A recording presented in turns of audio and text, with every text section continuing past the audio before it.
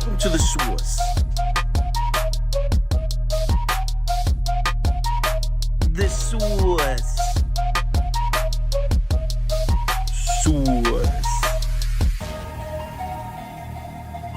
Hey, get the source. Yo, good morning. Happy Saturday to all. I just want to confirm that we're live real quick because it's still not showing on my screen, but it took a couple seconds to click on last time. 1 second. Yeah, I'm not showing this live. There we go. Good morning, everybody. Happy Saturday. Man, that plus 600, plus 610 Virginia Tech money line would have been nice last night.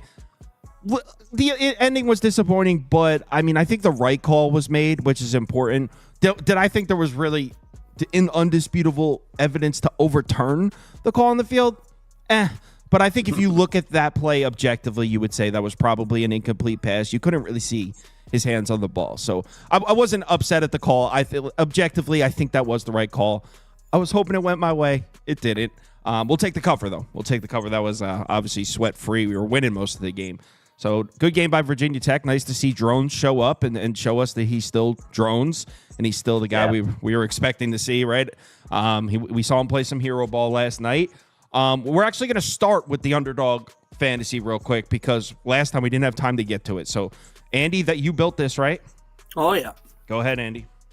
All right, so I'm starting with Jackson Dart. First half over passing yards, 146.5. Yeah, I think they're going to blow. We're about to do that game. Yeah, you don't have to go through the reasoning. We'll get to it. Yeah, I think he's going to, early in that game, he's going to throw for a lot. CJ Bailey, over 198.5 passing yards. Northern Illinois is nowhere near as good as they were against Notre Dame, and that's a freshman in his first start against a bad defense. I think he goes off there. Shedeur Sanders completions. I think they could be down 2 touchdowns and have to throw the ball a lot, so a lot of completions there. And Aiden Childs, higher than 171.5. Copy and paste what I just said about Shedeur. They might be down 2 touchdowns. They're going to have to throw the ball a lot, and he loves to heave the ball down the field. All right, if you don't have an Underdog fantasy account, the free pick of the day, is that Daniel Jones? No, that's Lamar Jackson. Oh, it's Lamar Jackson. I'm looking at a small. Okay. I saw a blue 8, so that's a purple 8. So it's Lamar Jackson over a half. Was that completion? That's a total yard. Total yard. So okay, so yeah, that's the free leg of Lamar Jackson over half total yard. If you don't have an Underdog account, it's located if available in anyone located in a yellow state. Use the promo code BET. When you sign up, you can get a deposit bonus up to $1,000, 50% match. So let's get into it. We got a shitload of games to get through. Someone said terrible call was ruled a touchdown. In my opinion, I think the terrible call was ruling it a touchdown originally, right? Agreed. Yeah. The fact that it was ruled a touchdown means was there undisputable evidence there? I don't know, but I think anybody that's truly looking at that objectively is like, that's probably an incomplete pass. So, anyway, I wanted it to be complete too, man. I had Virginia Tech money line. I wanted it too, but I don't think that's what it was. Anyway, let's get started. Kentucky, Ole Miss, and I only have about 2 sentences to say on this one. Don't really get the line. I'm on Ole Miss. I put a full unit on it. I would imagine the entire world's going to be on this with me. I don't know if this is a reaction to what we saw against Kentucky last week, but like I was saying earlier in the week when we talked about this game, Stoops always gives Kirby Smart problems, especially on that field. I mean, if you look at the last 3 Georgia games in Kentucky, in Lexington, I mean, what do they score? Like 16 points, 17 points, 19 points. They always struggle there. So basically kind of the same thing I was saying when we were talking about Georgia. That game didn't move the needle for me on the Georgia side or the Kentucky side. That's what I was expecting to happen. I was expecting a low-scoring, ugly game because that's what we always see. I think Ole Miss could boat race them, seriously. So, yeah, I got it at 15.5. Anything 17 or under, I'm on Ole Miss here. I think they beat the hell out of Kentucky. Either you guys? Yeah, I'm gonna agree with you. I like the spread here. I also was looking at the Kentucky line, their team total. It's 16.5. There's some 17s around that are a little more juice around minus 120. I think that number is pretty good. If you remember this Ole Miss team, people say they haven't played anybody, but still third in defensive success rate. It's Brock Vandagriff playing against Ole Miss here. I don't think they're going to move the ball effectively to score 2 touchdowns and a field goal. Certainly not going to score 3. They might get to 10, might get to 13, but that's absolutely pushing it. it's funny because, yeah, Kentucky played Georgia well, right? But you guys said this, and we say this time and time again, they play them well in Lexington, and that's a game they get up for. Now they're going to Ole Miss. I don't think they get up for it with the same kind of ferocity or excitement that they do a home game in Lexington against Georgia. I think it's a blowout here. It's funny because when you look at the player props, you saw Jackson Dart's number go down. You saw Trey Harris's number go down by 5 yards. It's not going down because there's this stellar D that Kentucky are going to play. I actually think it's going to get ugly, and both those guys are going to get more rests early. As we're into the conference schedule, you're not going to be playing your big guns when you have a 3-touchdown lead in the fourth quarter. Agreed. And like you said, as far as Kentucky's defense goes, it's a good unit, but we saw their best fastball against. That was their best fastball. I don't think they have another heater in the tank here. Keep in mind, South Carolina beat the shit out of Kentucky just a couple weeks ago. So, are you with us, Andy? I know you're big on Ole Miss, so I would assume. Yeah, I bet this one. I think right before we went live here, it opened at 17.5, and I was just waiting for it to get below 17, and then it went down to 15.5, and I had to jump on that. How did you know it was going to go down? I was surprised it went down. I was just curious because I wasn't going to bet it at 17.5 at all. Because honestly, I do think Ole Miss is going to crush them, but I wanted to play it safe and wait. I was lucky to play it safe. I was surprised it went down, just like you. But yeah, I think Jackson Dart's going to crush this defense. I think, like Brad said, they got up for the Georgia game. I'm not 100% sure they're going to get up for Ole Miss. That just isn't necessarily a game. These are teams that don't play often. And any chance Lane Kiffin can get to beat the crap out of somebody, he'll beat the crap out of him. He doesn't stop. So I think they'll just keep pouring points on. All right, cool. All three of us on Ole Miss. Let's keep it rolling. What's next? Looks like Minnesota, Michigan. So the bet that I placed, the line's gone. I got Minnesota at -9.5. I mean, that would still be my pick at 10.5. I didn't really understand why it was under 10. Max Brosmer on the road in the Big House sounds insane to me. I don't know how Minnesota puts a point on the board. This offense doesn't look good, and I'm sure Max Brosmer, remember, he's an FCS transfer. I'm sure second half of the season he'll look a little bit better, but he's really looked shaky playing quarterback for Minnesota. I mean, he looked like he didn't belong in the North Carolina game in the opener. Minnesota has flashed us a little bit of a run game here and there, but we've also seen it disappear here and there in the Big House. Look, I'm not trying to advocate for Michigan's offense with Orgy, or with the other guy. I just don't think Minnesota's going to score any points. In fact, I think Brosmer could gift us 6 the other way in this game. Yep. So, I mean, in my opinion, I think Michigan gets to 17. They cover this number. So I'm on Michigan. They got it at 9.5. Obviously, don't like it as much as 10.5, but it would still, as long as it's under 2 touchdowns, it would have to be Michigan for me. Yeah, I'll pull into this one. I think Michigan has a chance to just absolutely steamroll. Like, they played against a USC team that was far more talented, and they were able to have their way with them, right? Like, we talk about USC and whatever defensive woes they've had in the past. That's a much improved defensive team, especially in the tackling aspect for USC. I took Khalil Mullings over rushing yards. I got it somewhere around like 81.5.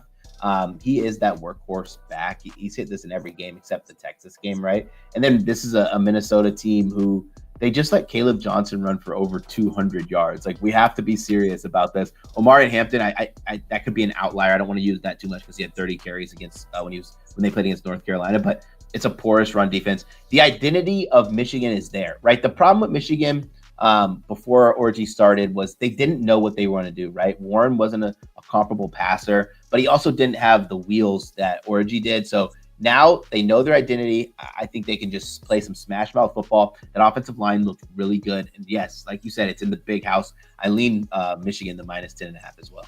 Yeah, I'm a little worried about, I think part of the reason that run game, they were able to break these big plays against USC is that USC had no idea what to expect. We'd never seen Michigan offense with Orgy as the starter. We've seen him come in situationally, but I think they had the element of surprise there, and they don't necessarily have that here. And I do think Minnesota's defense is pretty good. So it's not that I think Michigan's offense is going to do anything spectacular. It's just that I don't think Minnesota's going to do shit in this game. So yeah, I'm on Michigan here. And I'm a little worried that the first 2 games I'm on a big favorite And I mean, we're polling 65, 70% on that side. So like, I'm on me and the world are on the first two here in Ole Miss and Michigan, but I think they both are the correct side.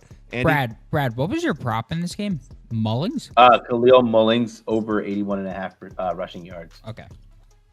Mullings Mullings.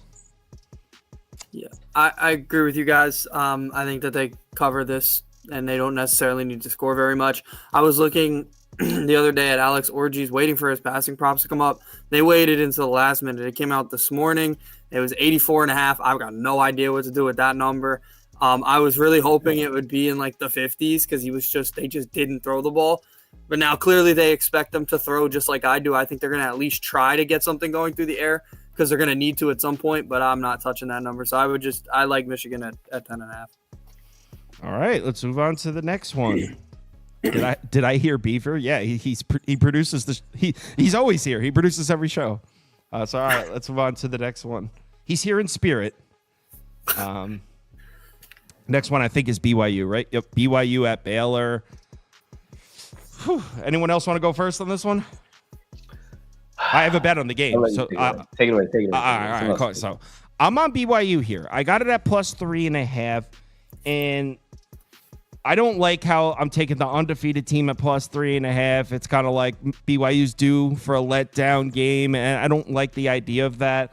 But I mean, I think everyone hopped on this Sawyer Robertson train a little too quickly here. He played 2 games. He didn't look particularly good last year when he saw the field. One of the games he played this year was against Air Force. Throw that game out. Air Force, this is a really bad Air Force team. The other one was against Colorado, and yeah, everyone saw the fourth quarter of that game, 31-38 final score, offensive shootout. If you watch that entire game, that's not exactly how it went down. I mean, Sawyer Robertson in the game was 11 of 21, 148 yards. He wasn't exactly lighting the Colorado defense up at all. So I think everyone's a little too hasty with this. Baylor offense, got to fear it now with Sawyer Robertson out there. BYU's defense looks official. And look, it's only been a few games, and we know they're not this good. Of course, we know BYU isn't a top 10 defense in the country. But can we give them a little bit of credit here? They're 10th in the country in yards per play, 6th in yards per pass attempt allowed. They're 13th in DFEI. And it's not like they've played nobody. SMU, Wyoming, Kansas State. Now, I understand those 3 programs are having struggling years in terms of throwing the ball, but these are legitimate programs BYU's playing. They're winning the games. The defense looks great. Look, I don't expect BYU's offense to do much here on the road in Baylor. I like Retzi. He's a playmaker, but he's also turnover prone. He's got a couple nice road wins. I mean, he looked a little shaky in the SMU game, but they got the win. I think Baylor's defense is a little unproven as well. In the Utah game, they were down 23-0 when Cam Rising got hurt. Then they started playing some defense. It was early in the second quarter. They were down 23-0.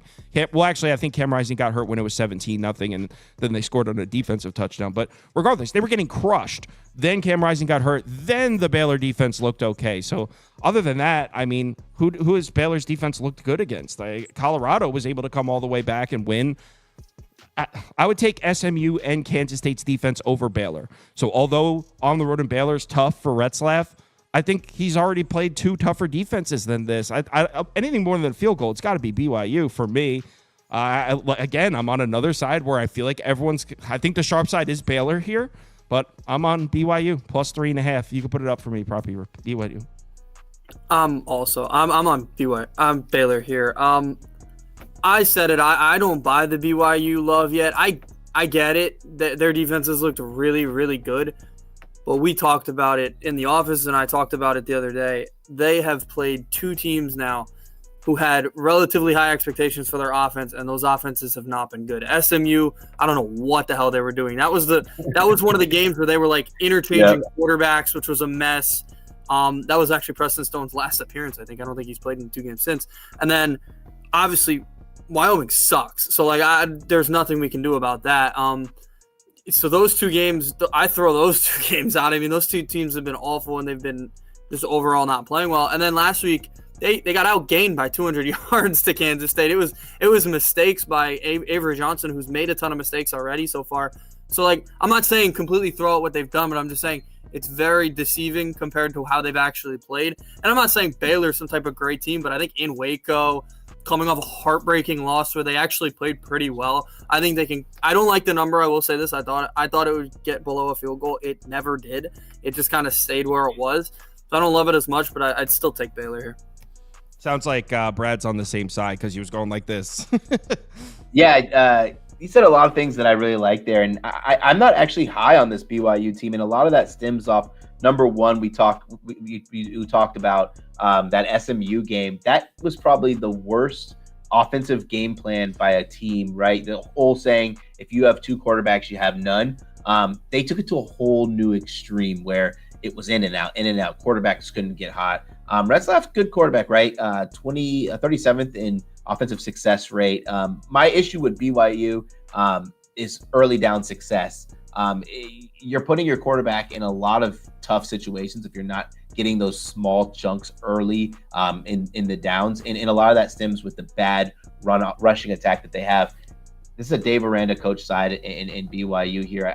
In Baylor here. I think defensively, this is where they're going to lock down. They're gonna make it tough for Retzlaff, and I lean Baylor. I didn't have a bet on this game, but I got to take the home favorite here in a tough situation. Like, this could be one of those where we look back and we're like, man, was that Baylor team actually any good, or was this just a fluke game where they blew out BYU? And I think it's going to be like one of those just fluke games where they're not really that talented, but a home game in a situation where they know it's a must-win, a chance to kind of stifle a team. When you're traveling on the road, rushing success is really hard, right? Like, that's probably the hardest thing to do is run the ball effectively because the defensive lines get up for it. Your offensive lines, they have way more distractions, obviously, with, getting the cadence right and all that. If you can't have rushing success, I don't care how good Retzlaff is, you're not going to have success on the road.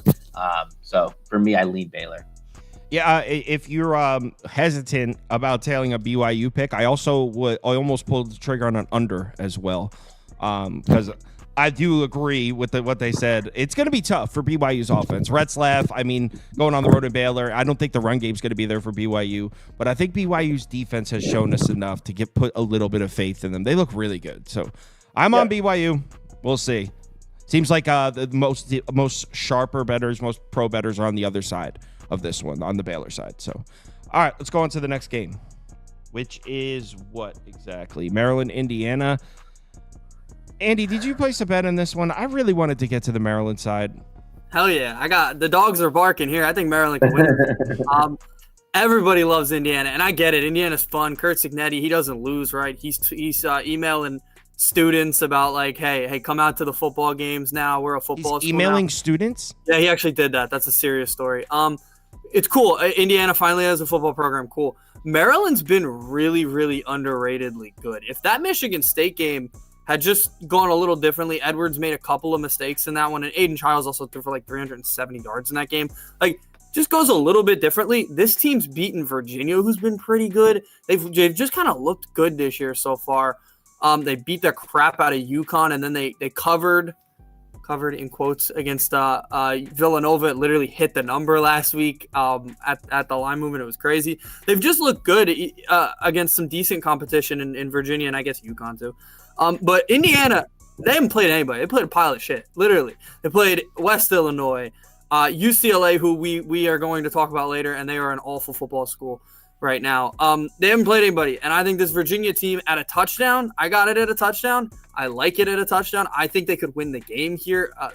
Curtis Rourke's been great, but I think that this Maryland secondary, they did a good job against Calandria in the second half. I think they can do a good job against Curtis Rourke here. This is the first Big Ten caliber defense they're facing, because UCLA, they lost a lot of talent on that D-line last year, and they're just not necessarily that type of defense. I think Maryland's defense shows up, and they can win this game. Brad, do you agree with that? I'm shaky on this one. This is a tough one, right? Like, I went back and forth on who I want to trust. Like, you could say that Indiana hasn't played anybody, but I also go back to when Maryland played against freaking Aiden Childs and Michigan State, and I was like, what the hell happened in that game? From a sheer numbers perspective, I think the numbers for Indiana are a bit inflated, right? 7th in offensive success rate, 10th in defensive success rate. This is their first true test. Like, does Cignetti have this program as a football school, or are they still going to be a basketball school? And then you have Maryland, who I haven't been able to figure them out, right? Like, Billy Edwards Jr.'s looked solid, right? Like, it's hard to go from Talia Tagovailoa to Billy Edwards Jr., but the dude's got a cannon. He's got composure in the pocket, and it helps when you have a guy out there in Ty Felton who is catching bombs. I ended up taking a little stab on Ty Felton. I wanted to check his number before we got into this one, but it's about 82.5 receiving yards. I can get the actual number here up for you. But this is one of those, I don't like to do this often. This is more of like what I consider a feel bet, right? And what I mean by that is there's no indication that Felton continues his massive run. He's had at least 100 yards receiving in every single game, but this is by far the most challenging secondary that he's played against this season.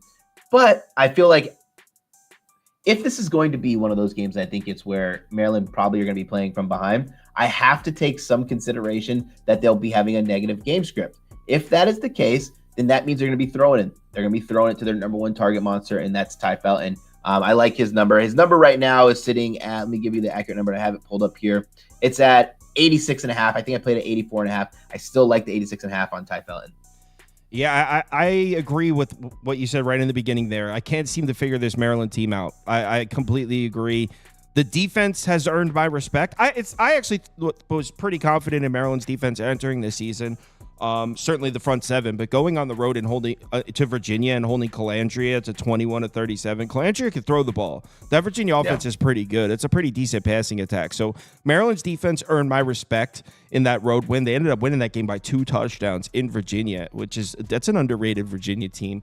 But I am not sold on Billy Edwards Jr. I know from everything I'm reading, they love him. They like him. Some people are saying they like him better than Talia Tagovailoa. I'm not sold on him. So I guess Maryland would be the pick, and I agree that I could see them winning this game. Indiana hasn't played anyone, but like Andy said, there's a new energy with the Indiana team. 9-win Indiana. They're believers out there. They're coming in with confidence, and no one's come within 35, 40 points of this team. Yes, they haven't played anybody, but part of what you want to see of football, not only do you win these games, but that you handle your business and execute in the lesser important games, which they most definitely had.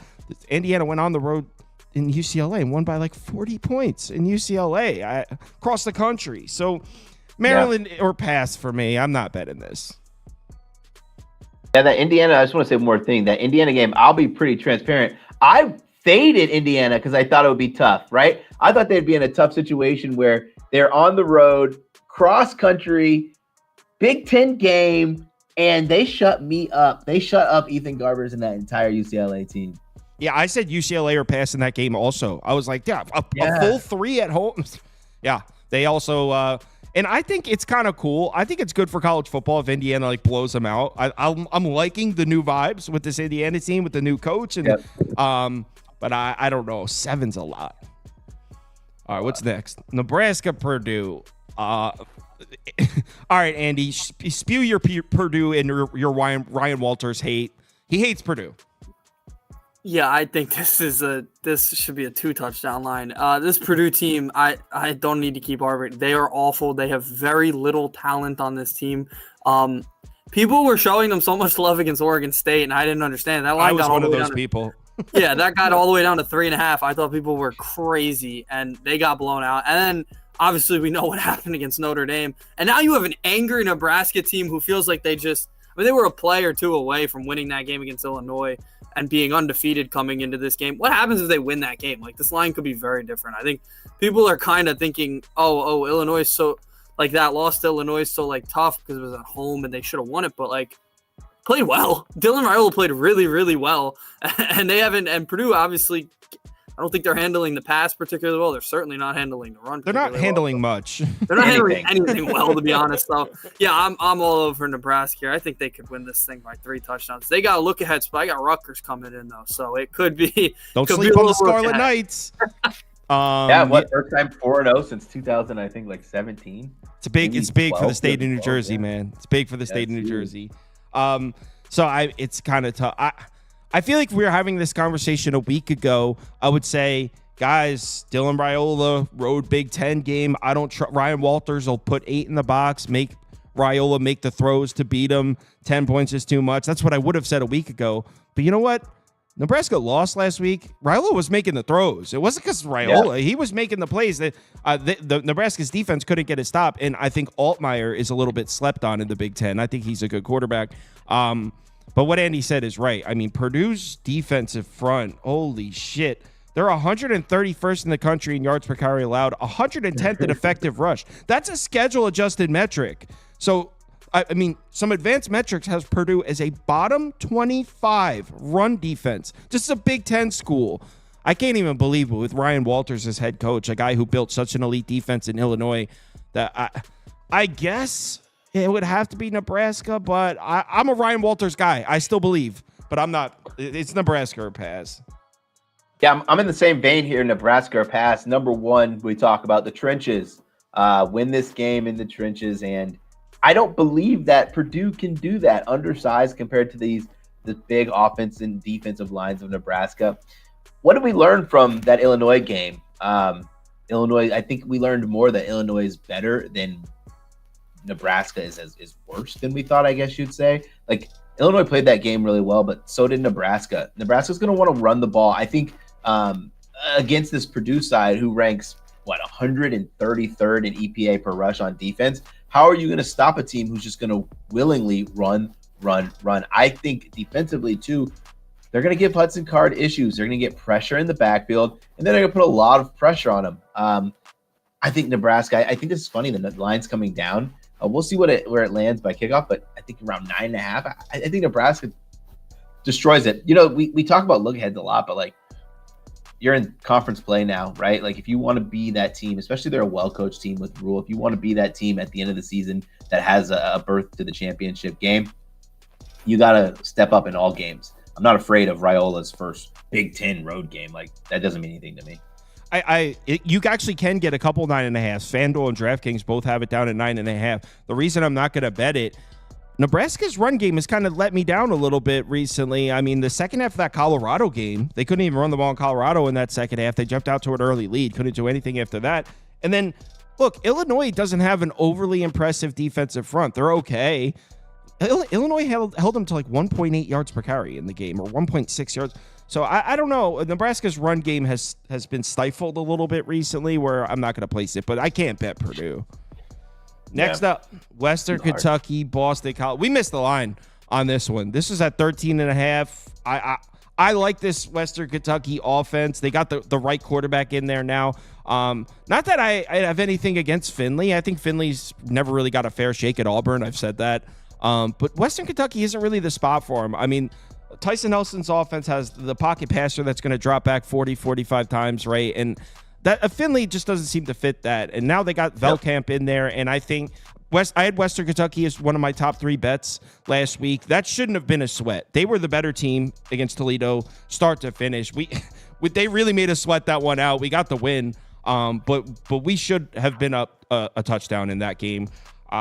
This line was 13.5. Sharp Action nuked it. It's down to 7.5. So I won't play it at this number, but I think Western Kentucky could score on Boston College. Even though Boston College's defense has given me no reason to doubt them, it would only be Western Kentucky or pass for me here. But I'm not at this number. We missed it. You missed the number, right? You're talking about 5 points of value just sucked out of the building when Tommy C is taken out. I will say this. We watch these guys. You guys are some of the people we watch these guys, these smaller school quarterbacks. The transfer in there who's going to be taking the seed from FIU for BC is a pretty good quarterback, right? Not afraid to zip it in there. Got a little bit of mobility as well. I actually couldn't figure out how I wanted to bet this game. I looked at Western Kentucky. I looked at going back on taking when it got to the 7s on Boston College. This is a head scratcher for me. I'm totally cool with passing this. I feel like once you get past 5 points, you just got to go ahead and take the lean and just take the Boston College because it might just gone too low. But it is a big drop off in quarterback here. And it's not necessarily about skill, right? It's about timing, relationships with receivers, and even game planning. But I think Bill O'Brien is sharp enough to kind of get his squad on the right side. Yeah, someone just said in the comments, Castellanos is out for Boston College. That would probably it. So, I mean, I didn't bet the game, so I'm good. I saw the line drop all the way. It would be Western Kentucky at the current number, but I'm not going to bet it. I forget the guy's name. He was the FIU quarterback who's stepping in for him. What's his name? Yeah. I don't know. I will say this. He He's one of those guys where the numbers don't back up the fact that he actually does look pretty decent. He's not like the number. His one season as like the starter, he had 11 touchdowns, 11 interceptions. That's actually exactly what Cam Fancher had last year with Marshall. So like, statistically, he's not good, but he can do some things. I'm probably gonna take a shot with Western Kentucky money line at this point because the number went down so low. I like this team. I was very high on this team, and then they for some reason just chose the wrong quarterback to start the season, and they lost a couple that they shouldn't have lost. They looked better last week. Toledo was coming off blowing out an SEC school on the road. So, yeah, it was a letdown spot. But I think this Western Kentucky team, just now that they're playing the style they want to play, and you have a backup quarterback on the other side that hasn't played with this offense yet. It's a Boston College team that won a tough one last week. So it's a letdown kind of in and of itself. They beat a Big Ten school. So, yeah, I think this is a good situation where Western Kentucky could win the game. I was going to take it at 13.5, and I waited because I thought it was going to go up.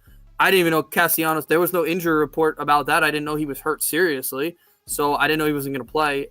I'm just taking the money line now. Well, here's the thing.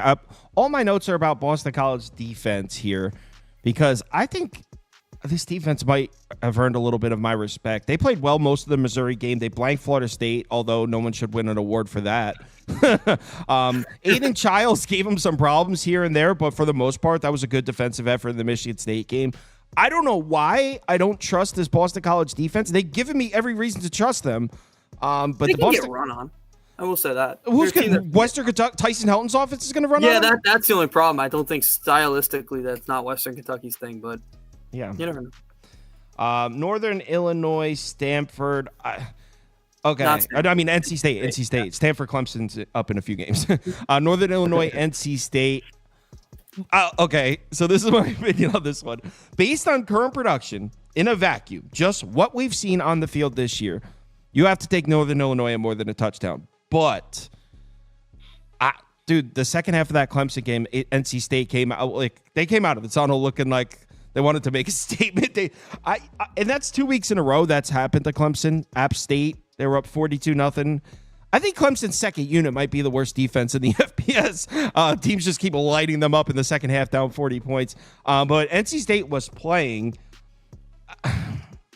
NC State's defense looks terrible. I don't know if it's the same unit. I don't know if we could trust the Wolfpack defense like we have in years past without Peyton Wilson, the leading tackler for like the last 15 years, linebacker captain. He's on the Steelers now. That defense doesn't look the same without him, and it doesn't get talked about as much. That play caller, the inside linebacker on the defense, and a lot of defenses, that's like the quarterback, man. And losing that guy really changes things, and I don't think people realize how long he was there. He was a 4-year starter there. He led the team in tackles, I believe, 3 out of his 4 years there.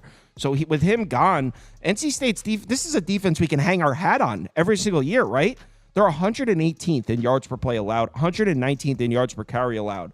So it has to be Northern Illinois, but the reason I didn't bet it is I don't like how energetic and fired up. You can put Northern Illinois plus the points. I don't like how energetic and fired up that they looked with CJ Bailey. Is NC State about to turn it up the second half of the season? I don't know. Maybe an over. I don't know. I'm good. I think you gotta take the points with Northern Illinois here. Pretty good defensive unit, right? Like we know Notre Dame has the struggles of throwing the ball, but they kind of kept that offense in line, obviously getting the win on the road, upsetting. I think they were like a 19-point dog in that game. Just from a defensive standpoint, number really good against the pass, 20th in EPA per drop back on defense, good on third and fourth down, top 20 in defensive success on third and fourth downs, getting off the field. To your point about North Carolina State, right? Like, yeah, you got to show some energy after getting your butt kicked in the first half, right? I think that's just the natural response. That team is just in terrible shape, right? Defensively, 101st in defensive success rate. Like that's just not going to get the job done as more than a touchdown favorite. I'm leaning Northern Illinois here. Didn't lock anything in, but that's my lean. Yeah, I didn't bet this one either because NC State. I think CJ Bailey's like 6'6", 6'7". He's got an arm. I mean, I think they might have a quarterback there, and I think the team believes in him. And confidence is a lot, you know. Yeah. And even though Northern Illinois looks good, NC State looks bad. NC State is still the significantly more talented team here. I'm good. I'm good on this game. Yeah, I'm on NC State. I'm against you guys on this one. I'm buying the fact that CJ Bailey needed a quarter or two to get ready. I mean, granted, they were playing Clemson, so like obviously anybody would. Carson Beck needed a quarter or two against Clemson to start get going. And then CJ Bailey turned it up and they looked really good and the offense looked good. Defense is going to be bad, but I'm not like overly in love with Northern Illinois' offense. Like they pulled the upset against Notre Dame and everybody kind of loved them. Their offense didn't do much in that game. They just kind of capitalized on mistakes and made the right plays when they needed to. And then they went against Buffalo, who that was the biggest letdown I think I've ever seen a team have. I mean, that was awful. But now you've got NC State coming in. Energy. This is their last crack at playing like a lower level team, right? They start ACC. Hey, watch your mouth calling Northern Illinois like, lower level. You know what I meant. Like this is their last crack at a non-conference game. Granted, they do play Wake Forest next week, so like if you can find a win total on NC State that brings them to a bowl, their schedule sucks. Just saying that. Mention that too. I think the energy might be turned up there. They might be better. This team, like we had hope for them. They have good receivers. They have a good running back room. Concepcion is sick. He's so good, Concepcion. Yeah, and they're getting I think somebody's coming back. Maybe that's in the Louisville game too. But there's receivers coming back from a lot of injuries today too. But yeah, I think NC State, the energy turned up, everything like that. Schedule's going to lighten up as well now. Yeah, I think it's a good spot for them. All right, let's move on to the next game, which is South Florida Tulane. There's a couple question marks in this one. One, do you guys believe in Mensa, the freshman quarterback on Tulane? Because I kind of don't. And two, am I reading that Byron Brown might not be 100%? He left the game early against Miami, and he's so reliant on his athleticism that if Byron Brown's not healthy, I don't know if I look at the South Florida offense the same, because it's a very explosive offense. And I'm not really sold on Tulane's defense. They struggle against the run, or at least they have struggled against the run this year so far. South Florida, with a healthy Byron Brown, they're running the ball. I mean, he's a crazy athlete. They big plays left and right. Here, I'm reading that he might be a little banged up, but also Mensa, he had that really nice looking game against Kansas State. Honestly, a really nice looking first half against Kansas State is probably more accurate. Yeah. Since then, his last two games, 256 total passing yards, 5.1 yards per attempt. And I feel like everyone was watching that Kansas State game, and everyone's like, Mensa, they got their quarterback, freshman, this kid's got it. And no one's really paying attention that since then he hasn't really looked good. Tulane's going to want to run the ball in this game. That's what they did last week against Louisiana. They handed the ball off like 50 times. It was working. I'm not saying they won't be able to run the ball in South Florida, but USF has shown us they're capable of at least holding a run game in check. I mean, they held Alabama to 4.7 yards per carry. They held Southern Miss to 3.2 yards per carry. It's not a great defense, but I think Tulane's offense is starting to look one-dimensional with Mensa and his limitations as a passer. So I think the defensive play calling for South Florida might have some flexibility to take away the run game. Like I said, Mensa only had 17 pass attempts against Louisiana. So if Byron Brown's healthy, I think South Florida wins this game. I don't know if he's healthy. Wow. I would love that. I'm on a USF to win the American there you go. futures ticket. Andy loves USF also. I also have that same ticket. I have them. Let's go. I am really high on USF in this game. I think they can win this game outright. And for all the reasons that you just mentioned, the one-dimensionalism of Tulane, it's a solid quarterback, but I think he had that big explosive game against Kansas State and didn't do much after that. So much reliance on Mekhi Hughes. This is a Tulane team who is, let me just check my notes. I believe it's 107th in rush rate over expected, which means they run the ball so much. They're more likely to run than throw the ball. Why that's important? We've seen this South Florida team play really good defensively against the run. 27th in defensive success rate against the run in specific. Right against Alabama, I was gritting my teeth and seeing, I was like, is this run game just terrible now? No, South Florida, because they replicated that success in 3 really big games. And I think we downgrade them a little bit because of the opponents they played, right? They played against a couple good secondaries. Byron Brown is the kind of quarterback who's going to use his wheels but it's hard to throw the ball when you're a mobile quarterback who's run first and you're really hesitant to pass against elite secondaries. I think they're live to win this game. I think you kind of have to take the spread in this one. Yeah, I agree. I don't know if there's anything to see. Byron Brown left the game early last week, but I also read he was practicing on Tuesday, so maybe he's fine. College injury reports are so tough to get a feel for. I mean, you got to really have your finger on the pulse of these beat writers, and even then, I mean, Kyle Whittingham will just he plays musical chairs with it, as we've seen. So I don't know. I didn't actually bet it, but I agree with everything you said. I think they could win. Andy, I'm assuming you're with us because you're big on the South Florida team. 100%. I would take the +4.5. I'd take the money line. I really like this team. Somebody in the comments just said it. They start hot, man. They were a team that I would guess first half money line would be a good look too. They were down 15-14 against USF. Against Miami. They were close in that one early. That was at right around halftime is when that game got bad. So they played a good first half, and then obviously we know they were only down 1 against Alabama in that game late. This team's just really good. They score when they play teams like Tulane. Not saying Tulane's a bad team or anything, but we know the splits. Like against Alabama, they've scored 11 points a game or whatever the last 2 seasons. But against everybody else, they're averaging 36 points a game. They did happen to play Miami this year, so that number would go down a little bit. But again, Miami's an ACC school. But when they play American conference games, they score a lot of points. This offense, Alex Golesh is one of the best coaches you don't know about. He'll probably not be there next year. Great overall coaching advantage here. You've got Tulane, who still has a new coaching staff, young quarterback. That's not what South Florida is. They're very experienced. So that's the reason I like them coming into the year, and I like them here today. Wow, a South Florida sweep, a bull sweep here. Okay, let's go on to the next one. Wisconsin on the road at USC. I might be the only person in the world saying this. I don't think Braden Locke has gotten a completely fair shake yet. I mean, he got thrown in there. Look, I'm not saying Braden Locke's good or anything. For those you don't know, Braden Locke is going to be playing quarterback for Wisconsin. Tyler Van Dyke out for the season. So last year, he was thrown in there as a freshman. He played Iowa, Ohio State. Man, I don't care. I don't care if you got Tua, Tim Tebow. I don't care who you've got out there. A freshman quarterback with Wisconsin's offense against Iowa and Ohio State is going to look terrible. That's how it's going to be. Then last week, he gets thrown in there again against Alabama. That pass rush is crazy. I don't know.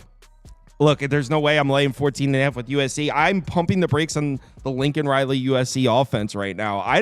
Looking back at that LSU game, going into that game, I had LSU in the game, so I lost that bet. And going into that game, I was like, guys, LSU's defense is going to be improved this year. I thought the pass rush would be better, and I thought LSU's defense was going to take a step forward. Well, anything would have been a step forward from last year. They were terrible, but I thought they were going to take a step forward.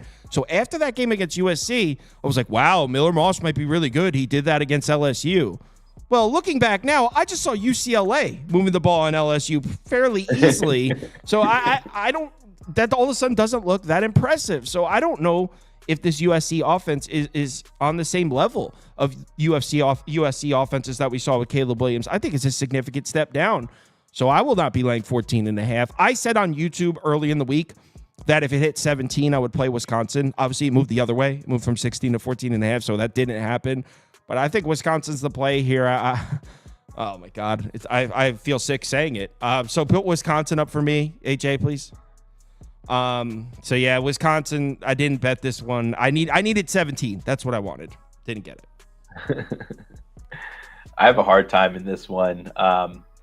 Miller Moss has been okay, right? I think I got kind of fortunate. I bet Miller Moss is 300 plus in the first game against LSU. I got fortunate because that team's just not good in LSU. But this is not a terrible offense. 30th in EPA for rush, which I'm going to come back to. 16th in EPA drop back, which I thought was pretty good, right? 16th and 30th, flipped them around. Oh, no, I said it right. Okay, cool. Against a Wisconsin team who, they're not the Wisconsin of old. There was a time when this Wisconsin team, you'd play them and you know that the war is going to be won on the trenches. They switch their philosophy, can't run the ball all that well. with Ches Malusi, like not having that much success. I think USC will actually be able to have some confidence and some success on the ground in this game. I flirted with Woody Marks, didn't take him, but I think this is just like we downgrade this USC team, I think, a little bit. And I was pretty guilty of this. I was on Michigan in that game, and I thought USC pretty much stunk. But then I got to remember, like, first Big Ten game in the big house, like, what were my expectations going into that of this USC team? I think this is a good bounce back spot at home. Sellout, which was pretty sick. Sellout here for the squad at the Coliseum. So I lean USC. I just laying the points there. I don't trust Brandon Locke. Lucy's not like when what was their ROE? Like probably like 90th. Yeah, they're 90th in rush rate expected. You know what's going to happen. It makes things a little bit easier, right? Stack the box, make Locke beat you. That's just not going to happen. I lean USC. I think they. This is one of those style points for all those fans. You know how hard it is to get LA fans to a game. Yeah, this is going to be one of those style point games. Yeah, I can hear that. Andy, break the tie. Yeah, I agree. USC. Kind of the same thing he said. I would just add on. I think Michigan broke free for a lot of pretty big runs in that game. I don't necessarily think that that's what Wisconsin's going to do. I don't think that they have that type of offense built in. So that, and also USC set some weird scheduling. They played their big game against LSU, then they got their cupcake against Utah State, and then they had a bye, and then they had to go to the big house. So like very weird scheduling. Finally getting a home Big Ten game. They haven't done that yet. So, and it's against the backup quarterback. So I think it's a pretty good situation for USC here. All right, let's move on to the next one. Is Oklahoma Auburn next? Yeah. Yes, it is. What a crazy. All right, Andy. I ended up taking the under. You can go first on this one. What do you think? I ended up playing under 44.5. That's where I'm on. I think a lot of people are going to be on Auburn here, and I get it. They have the experienced quarterback. Experience sometimes isn't a good thing. The experienced quarterback against Hawkins, who I thought Hawkins ran the Oklahoma offense a little bit better, right? When you have that guy that can get around, that can run around and get away from pressure, which is something Tennessee was pretty good at, that helps. I don't necessarily think Auburn's defense is the same as Tennessee, so I don't think he needs to run the offense the same way. I just think Jackson Arnold was that bad, so it's a different energy. Hawkins, apparently some of the receivers, obviously they have a lot of injuries, but some of the receivers that are playing, pretty happy that Hawkins is playing because they think that it's going to move the offense better. That's pretty bad for Jackson Arnold. What a shitty 5-star, but yeah, overall, I think the Oklahoma's offense will move better. And this isn't a spot where Hugh Freeze is like, Hugh Freeze is good as an underdog. I don't like him as a favorite. I hate him as a favorite, actually. He was a favorite last week and he lost. Like, this is a guy who doesn't win as a favorite. So I will be on Oklahoma here. As bad as they played, they are still a ranked team with a great defense, and in SEC games, that helps a ton. Yeah, I couldn't get to his side. I think Oklahoma's missing like 4 of their top 5 receivers or something crazy. 5? Is it 5? Yeah. So I don't know how either team moves the ball. Auburn's defense looks good. They lost a couple games. Certainly not on the defense. They turned the ball over 5 times in each, not combined. In their 2 losses, they turned the ball over 10 times. Certainly wasn't the defense's fault. So I think Oklahoma's really going to struggle to score here. But at the same time, I'm not good. I'm good on Auburn's offense. I can't believe this. Like I went back and forth on if I was going to place the bet or not. I ultimately did not because I already don't like Auburn. Now imagine if I bet on Auburn and they lose me actually like cash. But like from like a non-rival like standpoint, I feel like you kind of have to be a little pro Auburn just from circumstances, right? Like it's not 1, not 2, not 3, like up to 5 wide receivers out for a team that can't just like say, hey, we're going to hang our hats on running the ball. They have 3 running backs that can't get anything going. Their running game, and then that's kind of like what led to them not having success in the Tennessee game is they couldn't run the ball and Jackson Arnold stunk. And I thought like Jackson Arnold was an easy scapegoat. He hasn't been good, but asked to do more because his running game wasn't there. Auburn has to win this game. Like if you don't win this game as Auburn, like what games are you going to win? Like this is like, hey, we're at home. Like it's a team missing all these players. Like, come on. Like this is yours, Auburn. Like you got to do it.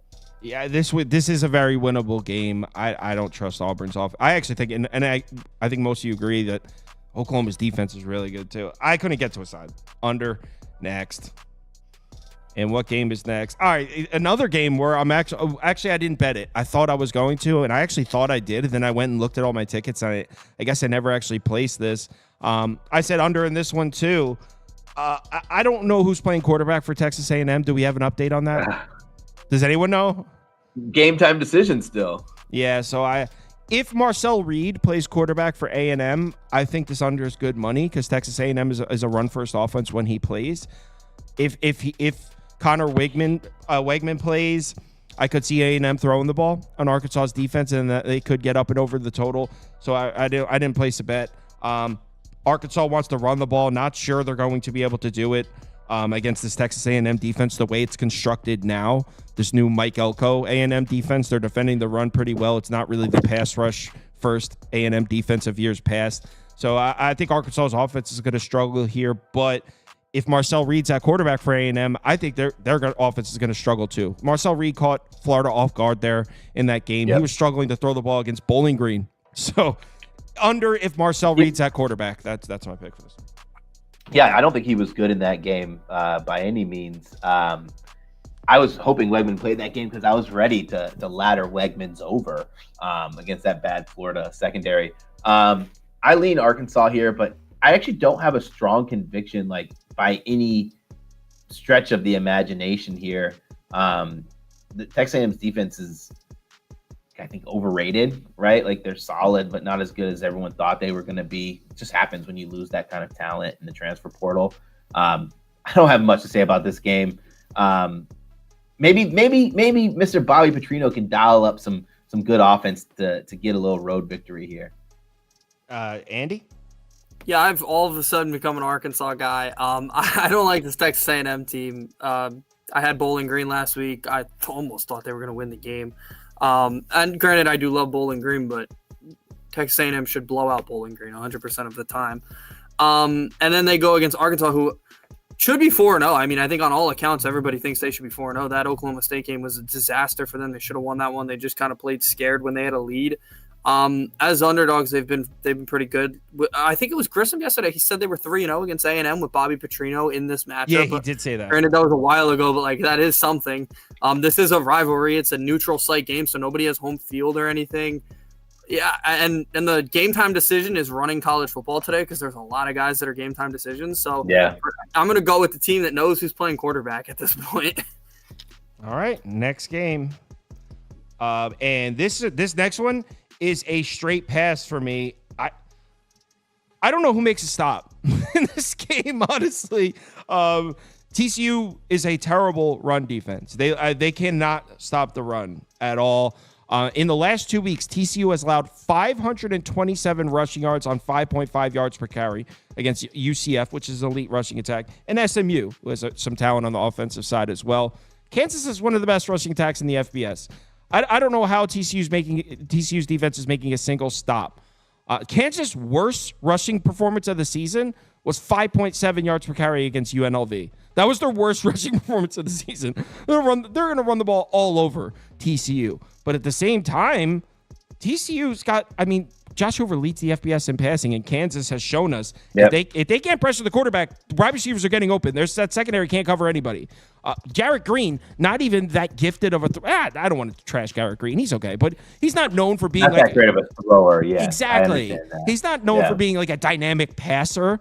He was piecing Kansas secondary up in the second half of that game. So I don't think there's a stop in this game. I guess final score 38-35. Who the hell knows who wins? Over. But I didn't bet it just because this is crazy. The total's at I think it's over 60 now. This game's nuts. Right? TCU, was it 500 yards to UCF? But they looked good, right, on offense. Like they were getting whatever they wanted. It was funny. Like sometimes I use like the next week's lines or the next game's lines to kind of see like, was I over or undervaluing? Like when I see UCF as like a 12.5 point favorite to Colorado, like playing against another talented passing attack, what do I think of TCU? Like, I don't know what to think. I think good offense. I think they're 17th in the drop back for success rate. Defensively, they stink though. But I can't trust Kansas. I think Kansas still has some issues to work out. Lean TCU in this one. Andy? I'm also passing. I've backed TCU 4 times, and if you look at the ATS, you can see how that's gone. I can't bet this team anymore. And also, Kansas is not a good football team. Kansas has reverted back, in my opinion. They reverted back to what they were before Lance Leipold, even with Lance Leipold. I don't think they're going to be a very good team for the rest of the year. But this is one of their only games left on their schedule. They're probably going to have a shot to win, other than Colorado. So maybe Kansas, but I would not even bet it. All right, next game. And next it's Coach Prime, and I'm about to say something ludicrous that doesn't really make sense. I think Colorado's live in this game.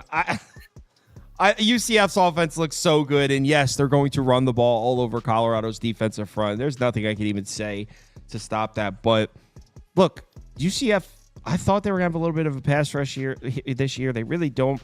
Josh Hoover 2 weeks ago in the TCU game, he was pressured on just 19.6% of his dropbacks against UCF. He had all day to throw, and he cooked on UCF secondary, 402 yards and 4 touchdowns. I mean, if Shedeur Sanders has time, Colorado scoring. That's a certainty. If Shedeur Sanders has time, Colorado scoring. UCF couldn't generate pressure on TCU. I don't think TCU's offensive line is particularly anything special. They lost 4 starters from last year. Certainly they're better than Colorado's offensive line, but I think Colorado's going to score on UCF in the bounce house. Do I expect them to make stops? No. Give me Colorado. I got it at 14.5. Clearly, I'm going to be with the public on this one, and the sharp money's going to be on the other side. I don't care. I'm on Coach Prime. They did it for me last week. Let's go. No, don't be upset, man. Don't be upset. I'm on Colorado too, plus the points here. Listen, I'm an Orlando boy, a UCF alumni as well, man. Student athlete at UCF, so I probably will tell you that I love UCF equally as I do my Crimson Tide, and I don't see UCF as a 14-point favorite, 12-point favorite in any circumstance because of the defense. They're 98th. In defensive success rate against the pass. 98th. Watching that TCU game, TCU got whatever they wanted through the air. This is a more talented passing attack for Colorado. Yeah, UCF's second in offensive success rate. Most of that is mainly because of the run. I think they're 5th and 6th in EPA margin on offense. But something that's bled through this UCF team since the Malzahn era is tackling. They've been pretty poor at tackling. Defense has kind of not been somewhere they've hung their hat. In a game where you're a 1 or 2 point favorite, you can get away with those mistakes and cover. But you're a 12.5, 13 point favorite. You can't make those mistakes. And I think Shedeur Sanders has a chance to go out there and have some fun. You saw Prime say something like, the recruits are there to see Colorado. These boys are gassed for that game. I think they're going to be gassed for every conference game after getting stomped by Nebraska. I think Colorado, they don't win the game, but they do cover. Andy, you with us? Yeah, KJ Jefferson, we've called him small game merchant. I'm holding on to that. This dude, once conference play starts, he starts streaking like a little girl. This guy is not going to be playing well here. Look, their defense is bad. We don't even have to mention that. They run the ball a lot. RJ Harvey's great. I think Colorado's been a pretty decent run defense this year. That hasn't been the issue. The secondary's been pretty bad, which is crazy because they have Travis Hunter there, but KJ Jefferson doesn't scare me at all. And this game is probably going to be very high scoring. I have a hard time believing there's a two touchdown win in a high scoring shootout like this. So yeah, Colorado all the way. And I haven't bet them at all this year. I've been against them pretty much every single game.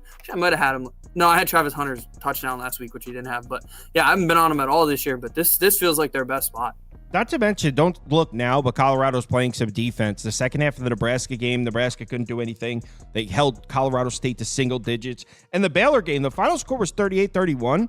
Baylor only had 314 yards of offense in that game. So Colorado, obviously not known for its defense. They're playing some decent defense recently. Next game, Fresno, UNLV. I'm on Fresno here. Obviously, as I'm sure all of you know, the quarterback's out for UNLV. The backup, though, Williams, supposedly is pretty good. I obviously don't know anything about him. He's a transfer from FCS. So it's not necessarily just a fade of UNLV with the backup quarterback. The thing is, I think UNLV's defense finally breaks in this one. I mean, you look at the numbers, you might be like, holy shit, UNLV has a defense. And you'd be right. Jalen Daniels couldn't do much on this defense. Donovan Smith couldn't do anything on this defense. UNLV is allowing 13 points per game this year. So why do I think Fresno is going to be the one that can score on this defense? This is really the first pocket passer they've seen all season. I mean, Jalen Daniels not your prototypical pocket passer. Neither is Donovan Smith. Mikey Keene is. And I think Mikey Keene's going to be able to piece apart this UNLV secondary. I think Fresno's going to be able to move the ball. And I don't think they should be underdogs in this game. I like UNLV. I had them against Kansas as one of my big bets that night. This team's good as hell. I don't like this matchup on the defensive side. I think Mikey Keene's going to have a big game throwing the ball. And then on the offensive side, look, I mean, I'm sure this quarterback's capable. From what I'm reading, people are big on him. But it's the backup. He's making his first FBS start of his career. So they just shouldn't be favored. I understand that people jumped on UNLV when the line did that swing, and people grabbed UNLV plus 1.5. Like, I get that. But 2.5 on Fresno, I think they win the game outright. I also played the money line. Yeah, I tend to agree here. For UNLV, like, I think they're a team who might be most suited for losing their starting quarterback. Like, they weren't that good offensively. And maybe not that good. They weren't good at all. 106 in offensive success rate, 83rd on the drop back, 116th in points per ICO. And we talked earlier in the show about a team who ran the ball a ton. UNLV runs the ball more, 126 in rush rate over expected. Like, this team just runs. But with that said, I do lean Fresno State more because UNLV, their reliance on their defense is so, like, such a big deal for when your quarterback goes out, where if they play against a comparable offense who kind of is able to score efficiently and turn this into a game where they have a positive script, like, then you're turning to a new quarterback making their first start, which is really scary. So there's a reason the number came down, and I did see some buyback on UNLV. I think once the buyback keeps happening before game time, you snap off a Fresno State bet because it's just a tough situation for UNLV to be in, especially with all the distractions they've had. Yeah, exactly. That too. Andy, you with us? No, you're on UNLV. You said, I thought, right? Yeah, I like UNLV. I took the money line. When it's swung, like, I think the next day I took the money line. It wasn't like I jumped on it as soon as I heard that Saluka was out. I wish I was that smart. But no, I had heard from people that I watch that they planned on, like, they were talking about switching quarterbacks anyway to get more passing. They might have just said that, though. Maybe, but it's telling when all the receivers and all the guys on the team tweet out, like, how happy they are for Haj Malik Williams and, like, how much they're happy without Matt Saluka. Like, that does speak volumes to me. Obviously, maybe they told him to do that, but, like, I do think it speaks volumes. And overall, like, he was a 4-year starter. I know it was at Campbell. Like, the guy's played football for 4 years now in a starter. So, like, he's prepared. He'll be prepared. Don't think Fresno State presents the challenges. And also, he can run just like Saluka. He's also a guy that can run the ball a lot. So, yeah, I think maybe a lot of people at UNLV feel it's their better option. So I'll stick with them. I think that I think this team's going to compete with Boise to win this conference. So, and for Fresno State's nothing. They're up toward the top, but they're nothing to be really afraid of here. All right, next game. What's next? I believe I have a couple passes coming up here. By the way, we're, like, right on time. Yeah, I have a couple passes coming up. The first one is North Carolina Duke, and I have no idea what to think of this North Carolina team. Based on what we saw from James Madison, I mean, this North Carolina defense couldn't generate any pressure. And, like, the JMU quarterback, I actually forget his name, but he threw 380 yards, 5 touchdowns. If they don't get pressure on Malik Murphy, he's going to do the same exact thing to North Carolina. But the thing is, I don't really know enough about this North Carolina team. Max Johnson obviously goes down in the first week. I don't even know much about the offense. I'm sure Omarion Hampton's able to make plays on Duke. So this is literally a straight pass. If you put a gun to my head and forced me to place a bet, it would probably be over. This was a pass for me as well. I think this North Carolina team is, like, they're going through some issues, right? Like, lose Max Johnson early, but I think they were going to be a heavy Hampton team anyway, just to rely on their bell cow back. I mean, He ran the ball 30 times in their first game. Like 30 times is a lot. I don't know, man. Like Malik Murphy is doesn't seem like a quarterback that I want to get down with yet. He's just not solid. He's like okay. I don't have much to say about this game. I could be ramble on and just spew out stats, but I'm realistically just going to pass on all accounts here. I think some people in our group in the Discord are pretty big on the over. I know Helms is big on the over. There's a few people that I know are big on this over. So if I bet it, I would just tail him. But I agree. I have some notes for the game, but I was like, why am I even going to I couldn't agree more. Like I'm in the same exact boat with this. Andy? I actually disagree with them. I'm on the under. I saw these teams' logos next to each other, and I was excited for college basketball, and then I saw it was a football game.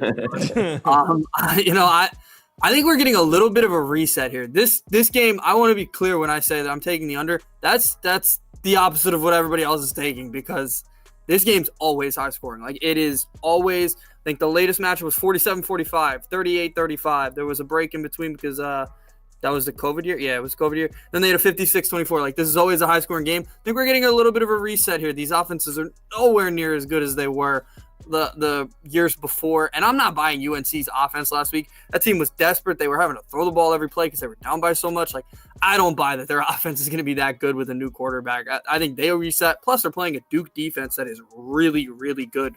Manny Diaz always has strong defenses. And on the other side, I'll never trust this Duke offense. This Duke offense is very tough to watch, so I don't think they're going to score much either. So I'm on the under here, and yeah, I don't have a side because I honestly have no idea who's going to win. I don't know who I trust more in this game at all. All right, let's move on to the next one. And actually, next one's a pass for me. Mississippi State, Texas. I know Andy was thinking about taking the 37.5. So Andy, you take it. I don't have anything to say here. I'm on Mississippi State. This is a lot of people are probably seeing this line and blindly taking Mississippi State. That's not what I'm doing. I actually think they can be a little bit competitive. Not like competitive. They're going to get blown out, but I think they can keep it within 4 touchdowns. This type of line. I was like, whoa. That's competitive for them, yeah. But this type of line, it's only happened 4 times in the SEC in recent history. And the team with the line of 35 plus, I think it is, they're 3-1. The only team not to cover was last year. Georgia didn't cover against Vanderbilt. Most of the games were against Vanderbilt, if you're wondering, those ugly lines. But like usually the team in the SEC covers with this high of a line. But I think Texas, you've got Arch Manning. I will say he's looked good. He's probably going to start. I'm basing this on the fact that he's going to start because it sounds like he's going to. Quinn Ewers is expected not to play. I think that he can make mistakes, and I don't think he's going to cover a line like this against an SEC defense. He hasn't necessarily seen the best defenses yet. So, like, I think that this defense can be a little bit better than what he's seen, and I don't think they'll blow him out like this. Crazy line for an SEC game. Apparently, there's weather, possibly rain in this game too. That helps. Yeah. Anything for this one? No, I listen. I want to say that this Mississippi State team is just such a travesty, dude. Like, they're horrible. 111th in EPA margin, 111th in SEC school, 102nd in offense, 119th in defense. They're just bad, right? Like, it's just more than just the play style, right? It's like also comes down to coaching. Who they play last game? Was it Florida? Yeah, Mississippi State played Florida. Yeah, they played Florida last game, and was it Chapin? Yeah, Chapin rips off 12 straight completions. 12 straight completions for a Mississippi State quarterback post Rodgers is pretty nice, right? Then they just fail to throw the ball. And, like, they're running the ball. They get a chunk play like their first play.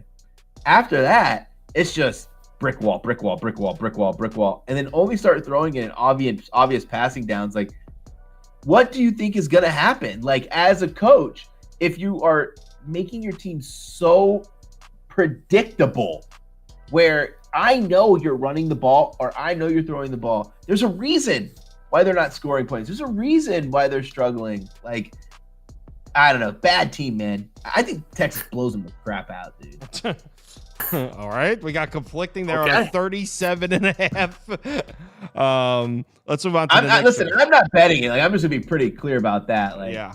That number is just a little too big for me, but this Mississippi State team is just it looks bad. Awful. Yeah, Florida was just lighting the scoreboard up. Next up is Ohio State and Michigan State. And unfortunately, this is another pass for me. Ohio State, because of their schedule, I feel like I still don't know shit about this team. Sure, we look at the metrics. They're first, second, or third in every single measurable metric. But I feel like I don't know anything about this team. I still don't know what I think about Will Howard. So this is a straight pass for me. I have a player prop in this one. I'm trying. Oh, with yeah. player prop. I'm coming real close. I'm. Yesterday I was 10 yards short. The Calandria one the week before was close. To Travis Hunter, I've been very close on him, so I'm gonna keep trying, and I'm coming close.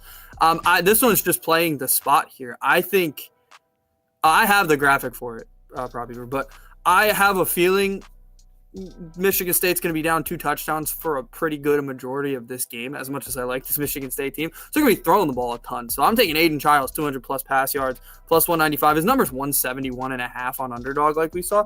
So, like, I'm taking a shot here with some more. They're probably going to be down a lot, and they're going to have to throw the ball. They want to throw the ball anyway. Like, he's been throwing for a lot of yards in some of these games. Last week he was pretty bad. He threw for a good amount of yards anyway. 3 interceptions, still had 200-plus yards. Like, this Ohio State defense, I know they're going to be really, really good. I just think this is – when the backups are in late in the game, I think Aiden Childs will be able to get a couple of, like, 15-yard plays in there when they're trying to drive down the field and get anything. So, yeah, this is just playing the spot. This isn't me saying, like, oh, I think Aiden Childs is going to rip through them. No, he'll probably struggle early in the game. I think the whole team will. They're probably going to lose this game by 30. Listen. Okay, go ahead. Oh, my bad. Go ahead. No, I had nothing to say. I was asking if you had anything to say. That's what I was going to say. Yeah, I do. I think that you'd be crazy not to take Ohio State's team total over 37.5. It's plus money. Quinton Judkins, Jeremiah Smith, Will Howard, Emeka Buka. I know Tate. Like, I'm Carnell Tate. I'm forgetting players. Travion Henderson. Good offensive line. There's just so much, right? Talent. And it's cool to see they finally have, and like, this is no knock on any past coordinators, but they actually have someone who knows how to utilize extreme talent, and Chip Kelly running the offense. It's really cool to see. I also think that, Aiden Childs has more turnovers than he has touchdowns. And you're playing against Ohio State team who's going to be much better.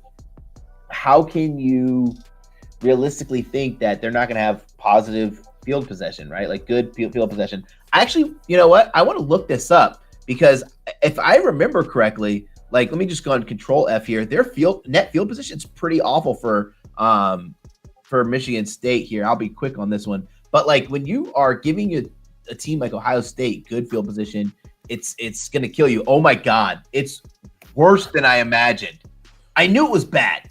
105th in net field position. 105th. That means they're 105th worse in net field position per drive. I like Ohio State team total over the 30, I believe it's 37.5. It's like plus one. Whoa. Oh, no. Did he just drop Oh, out? no. It's like plus one. And then what? All right, so what's the next game? I'm sure he'll rejoin in a second. Yeah. It's like plus one. All right, next game.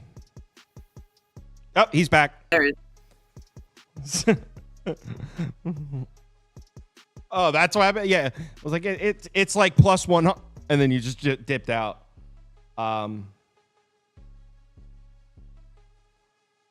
I did that before. I've done that a couple times. It's easy to X out. But next up is Stanford, Clemson, and the only way I'd go here is Clemson. I think that if you look at Clemson's body of work here, it's a little bit deceiving, because in garbage time, I made the joke before that Clemson's second unit's got to be the worst defense in the FBS. I mean, you look at the last 2 games, you might think, hey, teams are scoring points on Clemson. I mean, come on. They were up 42-0 on Appalachian State, 52-7 on NC State. Yeah, they got scored on late in garbage time. They beat the shit out of those 2 teams, and Clemson might have one of the best offenses in the country. They're up to 10th in OFEI. They're 25th in effective pass. Stanford's defense is 107th in effective pass. That's just a mismatch, and I think it's, weirdly enough, because they look so impressive, it's kind of a buy low on the Clemson defense as well, because people are looking at those final scores and not even realizing that these stats and these scoreboards are not an accurate representation of how they've looked. I think Clemson beats the absolute life out of Stanford. And by the way, I like this Stanford team. I think they're underrated, but I think Clemson's also underrated. So I didn't bet this one, but Clemson by $1 billion. Clemson by $1 billion. I think Clemson rolls, right? Like, that first game against Georgia was tough for them, but they didn't deserve to get blown out. Yeah, they roll here. Yep. Yeah, I agree.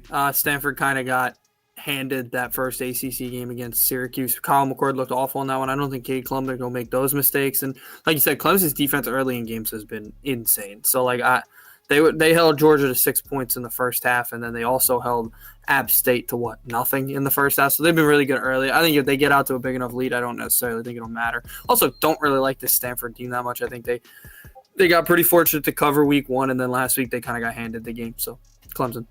Next. All right, guys, hear me out on this one.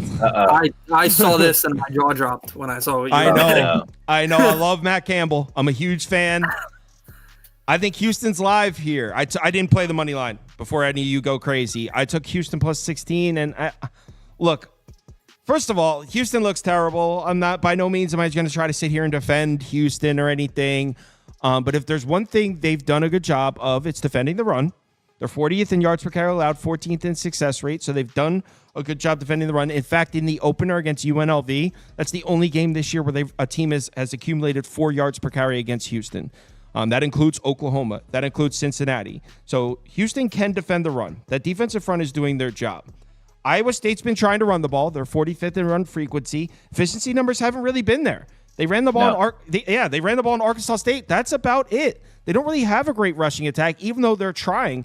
The run game's not going to be here on the road in Houston. Now, Rocco Becht, certainly a playmaker. I've bet on him before. I like him. I think Houston's defense is going to show up here at home, coming out the blowout loss.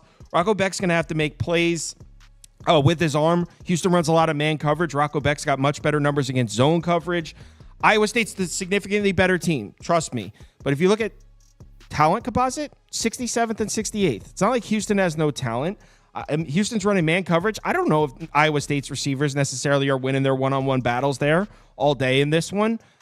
Also, on the other side, look, it's tough to make a case for Houston scoring points on Iowa State's elite defense. DFEI-wise, or the FEI-wise, it's 16th to 104th on this side of the ball. But I think we're going to see some Donovan Smith hero ball. This kid is talented. We've seen it before, and he shows up for big games. Look at his game logs this year. 135 yards against UNLV, 72 passing yards against Cincinnati, 142 yards against Rice. But on the road in Norman against Oklahoma, 24-28, 260. We saw it last year. This kid's a gamer, veteran. I mean, last year, Houston gets blown out 41-0 by Kansas State. Absolutely embarrassing performance by Houston.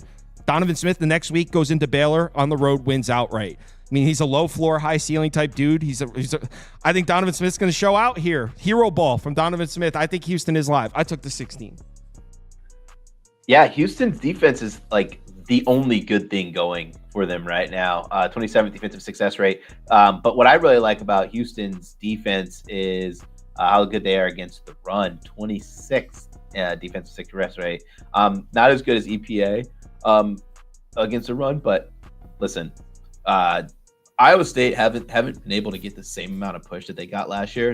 Sama hasn't been as great as, I mean, like what's funny is if you look at this from a betting perspective on the game impact, like he hasn't been as impactful for the game. If you look at a betting perspective, he's been going over the numbers that they've been pushing out, right? Like his player prop he's been going over, but I don't think the offensive line, I think the offensive line is more the question than the talent. I do actually lean Iowa State, though. I'm sorry. I just wanted to highlight that Houston's not as much of a crap show as everyone believes because their defense is better than a lot of people believe. But I think Iowa State win this and cover. All right. Andy's on the other side, too. I'm assuming he hates Houston. Yeah, it's very well. I hate them for what they did to me last week. I bet them last week and they lost. They were down 21-0 in the blink of an eye.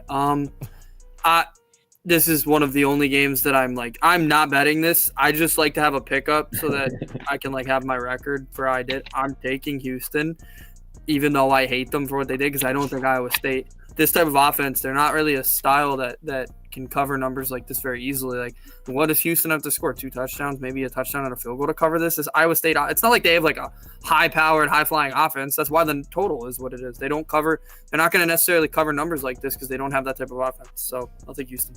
Next. I believe next up is Florida State. Florida State season. We laugh, we chuckle when the logo comes out. Oh my god! Yes, we do. I do have a bet in this game, and it's a unique one. So you should have a. Did you put my team total graphic in for this, Andy? Oh yeah. Okay. So I took SMU's team total under 26.5 in this game. So I think because of the hilarious start to Florida State season and the struggles that we've seen offensively from DJU, and there's no run game whatsoever on Florida State. Yeah. We've seen it all. Defense doesn't look bad at all. I mean, the defense looks okay. Certainly the last 2 weeks, they held Cal to 2 yards a carry. Cal 2.9 yards a carry, Memphis 2 yards a carry. Both are passing programs. I'm aware of that. But that Florida defensive front is fine. And what do we know about this SMU offense? They have Jennings at quarterback, right? Preston Stone's no longer the quarterback. Jennings is playing quarterback, which means this is a run-first program, and this is an SMU offensive line that I thought was the biggest question mark on the unit coming into the season. They've got weapons, but they lost 3 starters on the offensive line, and we saw it when Nevada almost beat them in the opener. We saw it when BYU bullied them on the defensive front. Florida State's defensive front 7 is going to bully the shit out of SMU's offensive line. Now, do I trust DJU to make plays through the air? Because SMU's got a decent defensive front themselves. Florida State can't run the ball. To beat SMU, you have to throw it on them. I don't trust DJU to do that. So I'm not taking the 6.5, but I took SMU team total under 26.5 because that's too high against Florida State. We just saw Memphis, high-powered offense, get held to 20, and they won the game and would have covered 6.5, but they got held to 20. So 26.5 is too high. I bet this. God. Do it. Take the Noles. No, I wanted to Florida State money line to win outright. I wanted to also. I want to so bad. And listen, if you look at all their numbers, bad, right? Bottom 100th in every single category. But it has to come together at some point, right? They bring in a bunch of transfers everywhere around, especially they bring in Roydell Williams. The running game's not getting the push. But the running game, I don't think it's because of the players. I think it's because of the offensive line. But you remember, this is an offensive line that retained a ton of talent. Defensive line has to improve, right? When I think it has turned that corner, I just think the 5.5 is too much. You got to take Florida State here. This is not a good SMU team. An SMU team that stinks at scoring. 85th in net points per drive there. I want to bet the Seminoles. I think I'm going to put a quarter unit on Seminoles money line. I'm going to do it. I consider it. I'm fine with losing it. Yeah, if they're a drug, I can't quit. I'm on Florida State again, dude. Every time I see the logo, every time I see the opponent, I'm like, I gotta bet them. I need them. And they're 1-4 against the spread, so that tells you all you need to know. Look, I think they can win the game too. Me too. Every time I see DJU, he's a small game merchant. I think this would be considered a smaller ACC game, so I think they can win it. So. Dude, small game merchant is such a hilarious. You made that up, small game merchant? Small. I had never heard anybody say it, so yeah. That's a good one. Put it on a T-shirt. KJ Jefferson and DJU, they're the original two. We'll have to get two more people to get a Mount Rushmore together. But yeah, I can't quit them. I think they can win the game. Their defense has been fine. Their defense is pretty good. It's not necessarily what they were last year, but they've been an average defense, maybe above average. So they should be winning more games and be a much better team. The offense just has to be marginally better to win this one because SMU is not a very good football team. Yeah. Yeah, I said product idea, a shock collar that goes off every time I consider betting Florida State. All right, next game here. This is my last pass. Cincinnati, Texas Tech. I've been saying this for 2 straight weeks. I've been leaving money on the table. I think the market is undervaluing Texas Tech. I think this team's pretty good. I think Barron Morton at home. Morton at home against subpar defenses can look like an elite Big 12 quarterback. It's when he goes on the road into Norman. Well, I guess Oklahoma's not in the conference anymore. When he goes on the road into Manhattan against Kansas State, when he plays in these big road Big 12 games, I can't back him. But at home against defenses I don't think are very good, Morton shows out. So I think Texas Tech wins this comfortably, and I've said that exact sentence 2 straight weeks. Haven't bet them 2 straight weeks. Left money on the table 2 straight weeks. But I do think Texas Tech wins comfortably again. At home against a Cincinnati defense. It's by a little bit of a sell high on Cincinnati, too, coming off the 34-0 win. So it will be Texas Tech for me. This is a pass, though. Yeah, it would be Texas Tech for me as well. Cincinnati's struggling defensively. They have the weird numbers, right? Like their EPA margins are pretty good defensively, but success rate's pretty high. And on the road, you don't want that. And by pretty high, I mean like the opposition is scoring and having success in those plays. But I passed on this. I just don't know if I love getting down with betting on Morton. I do lean Texas Tech here at home. It's a favorable spread. I think they cover it. Wow. Our poll is 82%, 12% in favor of Texas Tech. So I didn't realize the entire planet was betting it. Well, whatever. It's a pass for me anyway. Andy? Yeah, whole world's on them. I'm on them too, Texas Tech. I think this is a pretty good team, especially in Lubbock. I don't really think that Cincinnati's anything special.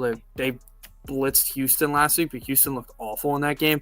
Gave him some good field position. So I think there was a fumble by Donovan Smith early in that game that gave Cincinnati good field position. They scored right away.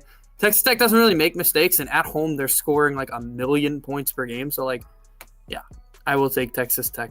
Don't love it, though. All right, next game is Washington State, Boise. What a nightmare matchup for the Cougars defense here. Let me see if the lines moved this morning. Did you see Ashton Genty's rush line for this game? 175. That's a quarterback line. Crazy. That's a quarterback line. It makes perfect sense. Washington State's defense, first of all, they're second in defensive run frequency, meaning it's very clear what teams are doing against Washington State. They're running the football against them, and there's not a damn thing they can do to stop it. San Jose State averaged 5.5 yards per carry against Washington State. Texas Tech, 5.5 yards per carry against Washington State. Portland State, 4.5 yards per carry against Washington State. Every single one of Washington State's opponents has put up 450 yards or more in the game against Washington State. In case you haven't heard, Boise State might have the best running back in the country in Genty. It's got to be Boise here. I didn't bet it. I'm not laying 6.5 because I do think that kid Mateer is pretty good. But I don't know if Washington State makes a single stop in this game. So I think Boise will win by a touchdown.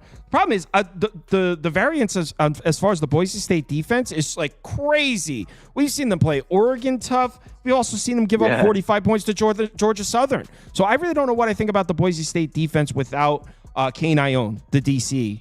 He was there last year. He was part of what built that Boise State defense up, and now he's over in Nevada.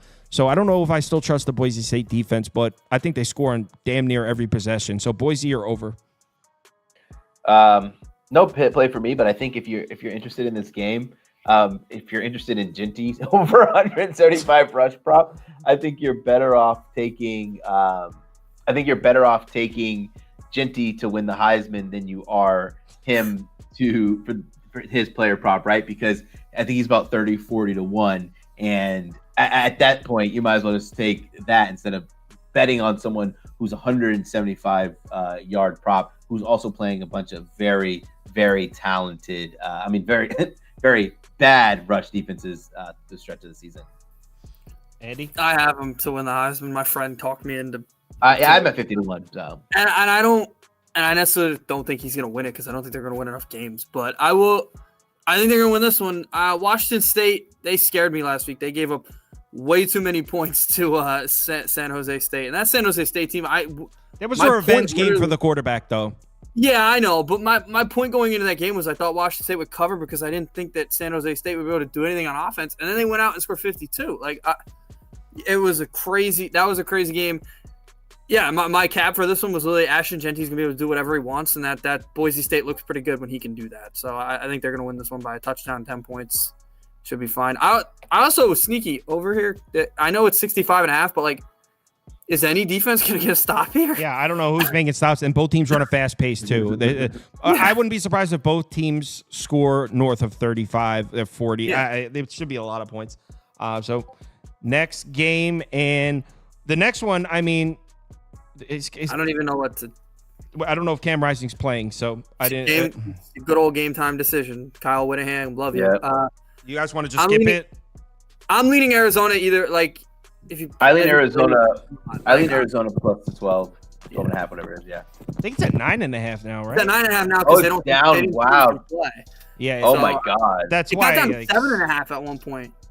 Holy. You probably don't even put up the poll for this game. Let's skip to. We got good games coming up, and we don't know if he's playing, and we have 25 minutes left, and we have We have 5 games, 25 minutes. So perfect timing to do 5 games, 5 We minutes. won't be on this one for that long.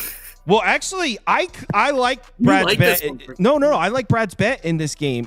Is that line still available? The Dylan Gabriel line? It's actually lower. Oh, market's against you? I think he's going to throw for 1 billion yards in this game. I was shocked. Yeah, it would drop down to like 289. I think I'm trying to look it up right now. Let's see if it moved back up. It is. Oh, sorry, I'm on rushing yards. I was like, what? It's down to 31 and a half. You're like, what? Listen, I'm working off a different setup here, so I'm not as fast with everything as I normally am. I'm using a laptop. I got so used to the little gaming mouse where I was like Mr. Speedster with it. All right, here we go. Yeah, it's 294, 293 and a half. Yeah, it went down a little bit. Yeah, I liked it when you said it the other day.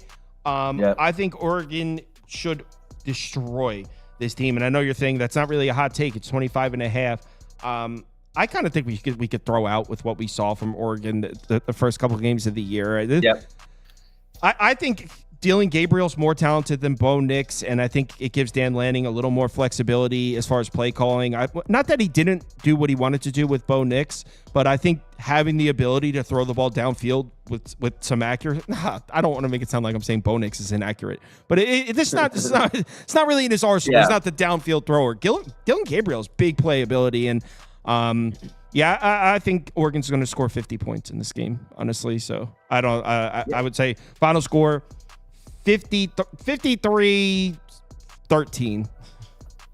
Anyone who missed the show that I was on, I was on Dylan Gabriel passing yards, and I don't want to say the same stuff, but there's things that need to be talked about that are really important about this bet.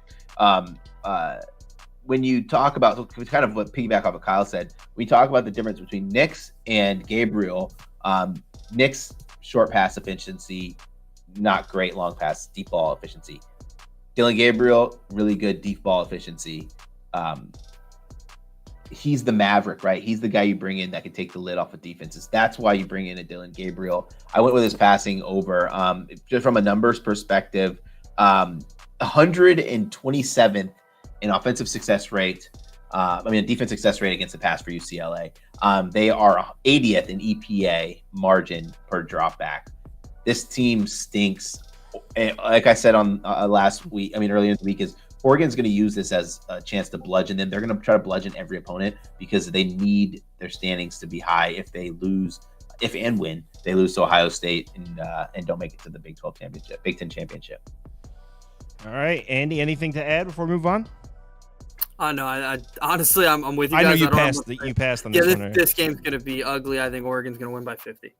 All right, next game, and now we're down to the final 4 here. So we saved the 4 biggest games for last. And look, maybe I'm the most square dude on the planet.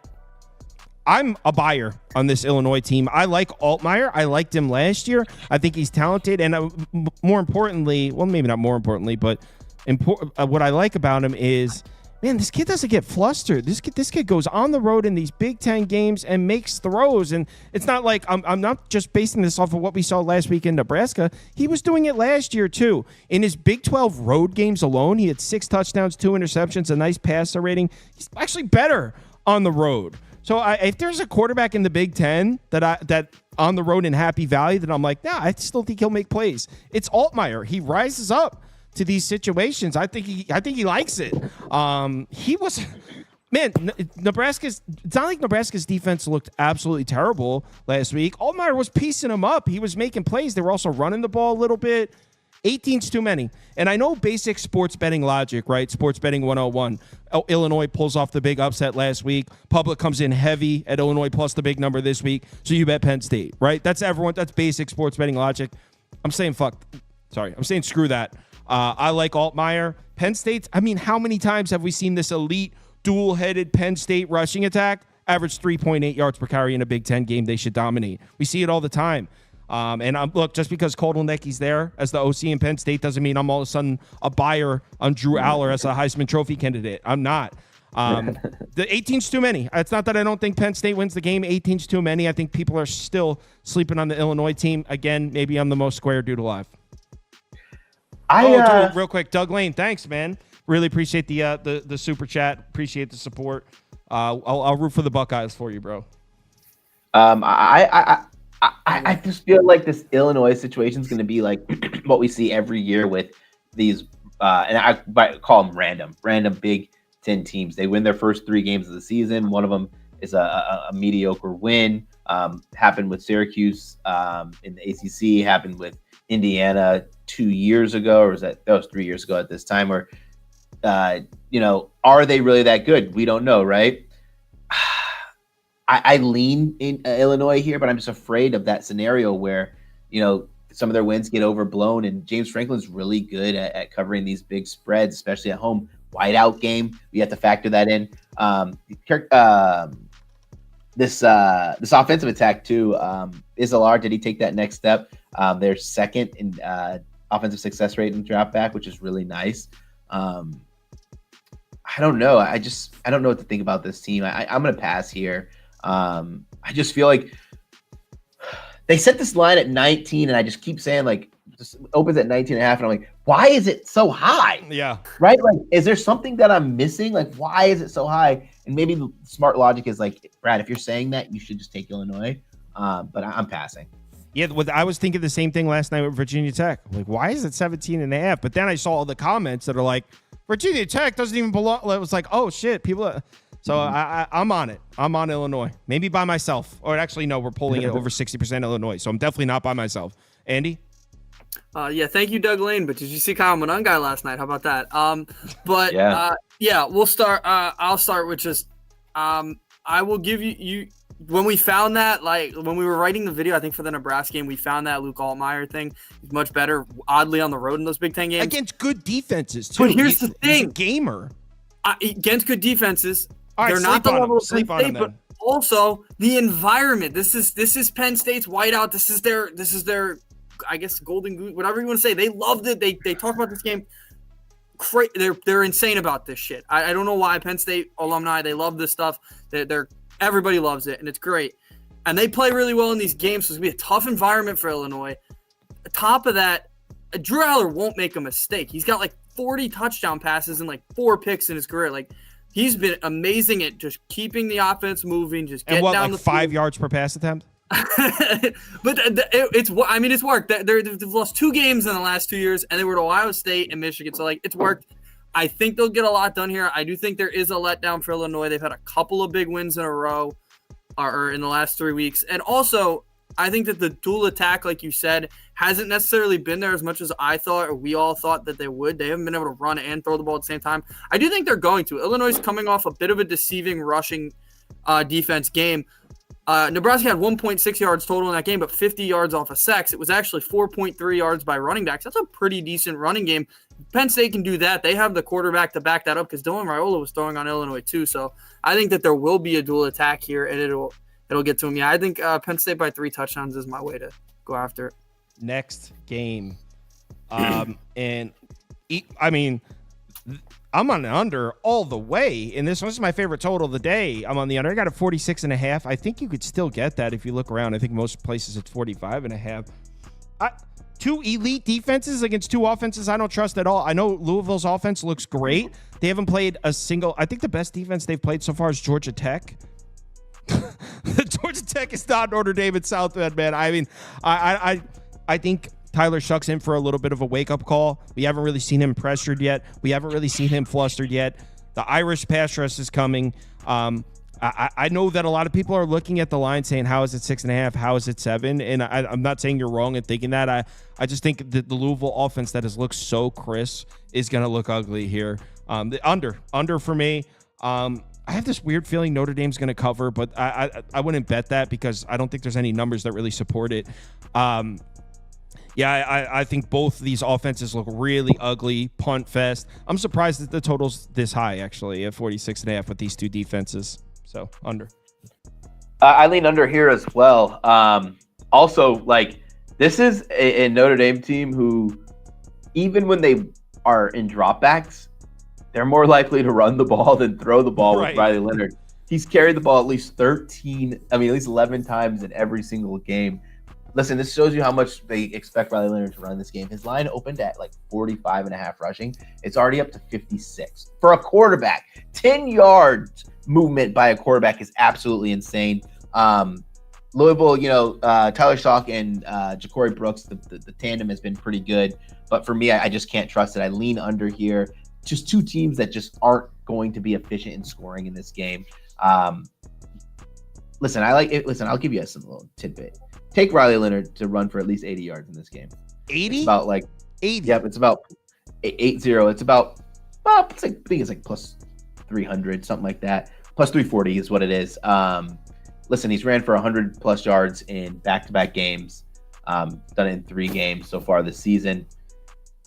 More importantly, what's funny about his rushing attempts is when he drops back to throw these balls to like Greathouse or like whatever, or like Thomas, and they're like deep down the field, and he's like, screw this. I don't trust these bum receivers. I'm going to take off, and gets these gashes for 20 plus yards. Also, Louisville has allowed back-to-back 100-yard running quarterbacks as well.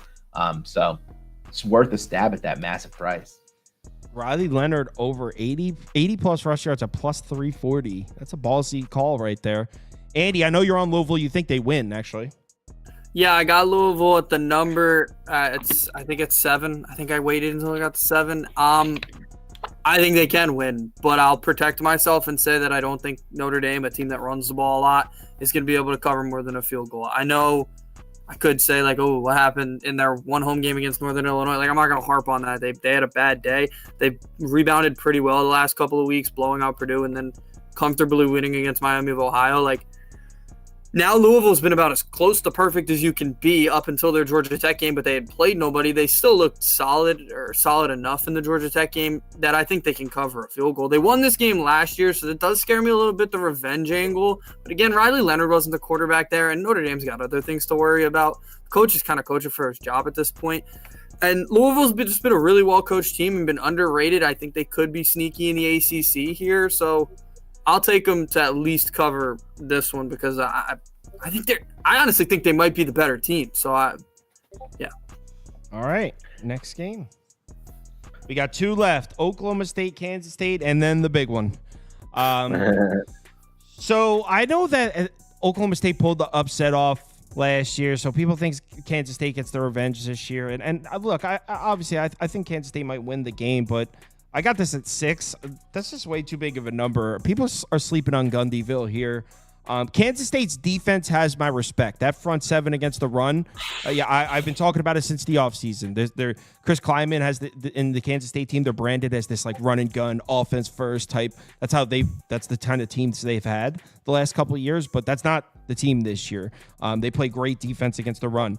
Ollie Gordon's been in a bit of a slump as far as running the ball. I don't think it snaps here. I think Kansas State's able to keep him under wraps.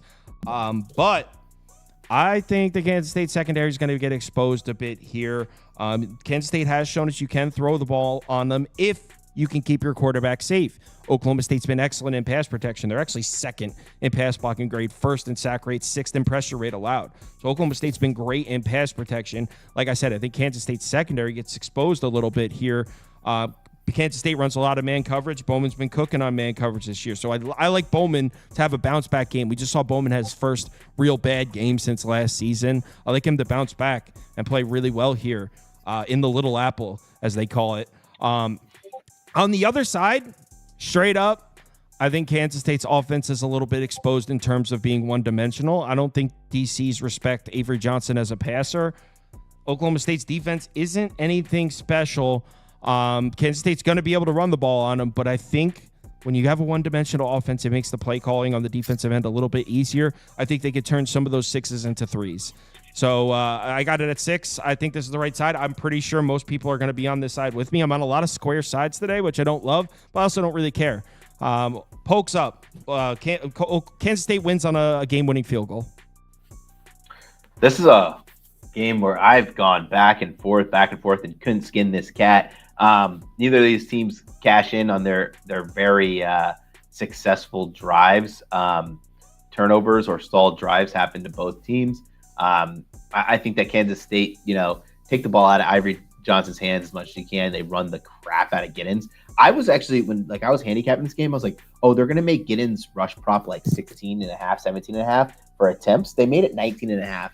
JD Giddens. They're going to run the ball here. And I think they have a little bit of success. A team who I don't think is going to have success running the ball, that's Oklahoma State. But like you said, the secondary for Kansas State is interesting because I've gone back and forth on them as a unit. Earlier in the season, I was like, yeah, they stink, fade them. But then they've showed glimpses of a side that can be successful running the ball there. Stopping the pass there. I don't know. I lean Kansas State to cover the number here. I just like this team as a whole offensively. When you can be able to run the ball effectively, which Oklahoma State has not been able to do with Gordon, it just makes life a little bit easier. Mr. Dice.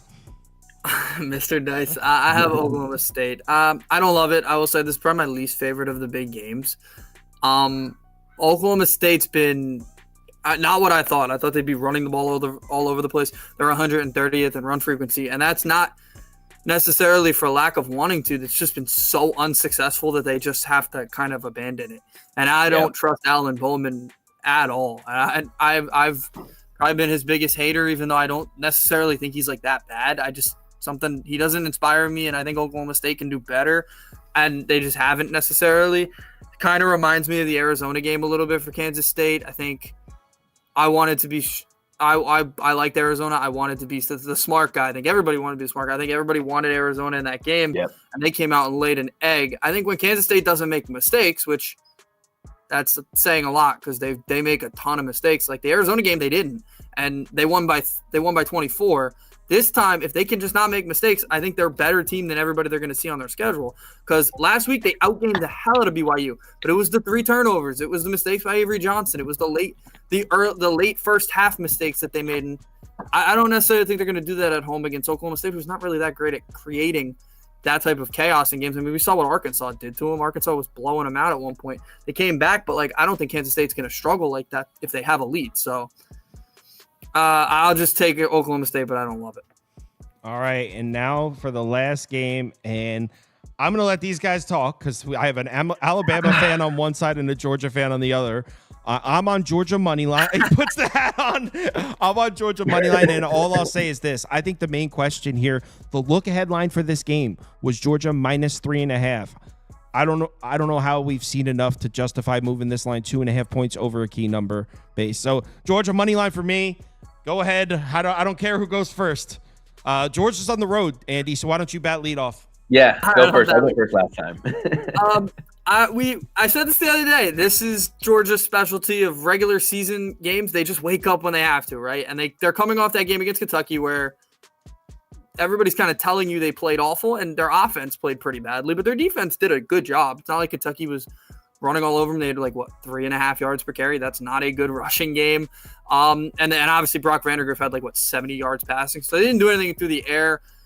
Their defense is really good. I don't have to tell you that. It's Georgia. I am game time decision. Michael Williams. I said it the other day. I think that could be a huge. If he's in, that's their best pass rusher. His pass rusher is really good when he's on there, and I think that's Alabama's biggest problem, their O-line. So I think that could be a huge play there. And then on the offensive side for Georgia, they'll be better. They wake up for these games. We talked about it the other day. Last year, they had a game just like that. Before the Kentucky game, they had a game, I don't think who it was again. Oh, against Auburn. On the road against Auburn, they struggled. And everybody's like, why'd they struggle? Auburn's awful. And we know Auburn's really bad. They went out and they blew out a ranked Kentucky team the week after. It was 51-7. Now, I know Kentucky's not Alabama, but it was a regular season, and Georgia knew they needed to wake up. For some reason, Kirby Smart does that. The last few years, they do that. When they need to play in these games, they play in these games. I like Georgia a lot in this one. I think talent-wise, I think they're a lot better. They recruit about the same, both of them. But I also think Georgia has the coaching advantage for the first time in this matchup, maybe ever. Georgia has a better coach. Jalen DeBoer's a good coach, don't get me wrong, but Kirby Smart's really good in the regular season, really good overall at building a defense like this. So I just think Georgia has that advantage for the first time in this matchup. I think it's 8 of the last 9 Alabama's won here in this matchup. The one time was the national championship. I'm just banking on this is a new era of this matchup now with Saban gone. So I think this is a better situation for Georgia. It'll be a disaster if it's not. Oh my God. Go ahead.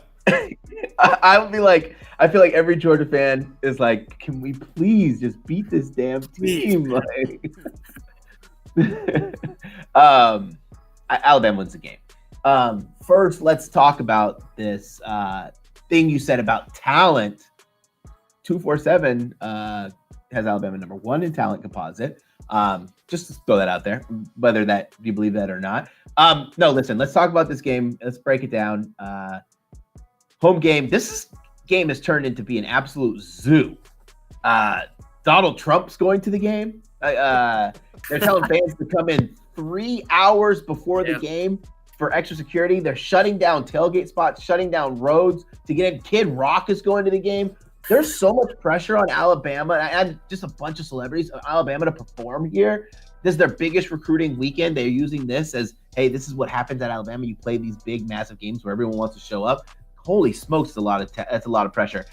We'll see if Alabama can get pressure on the quarterback. Their defensive line is really good, and the Swarm D allows them to be really flexible.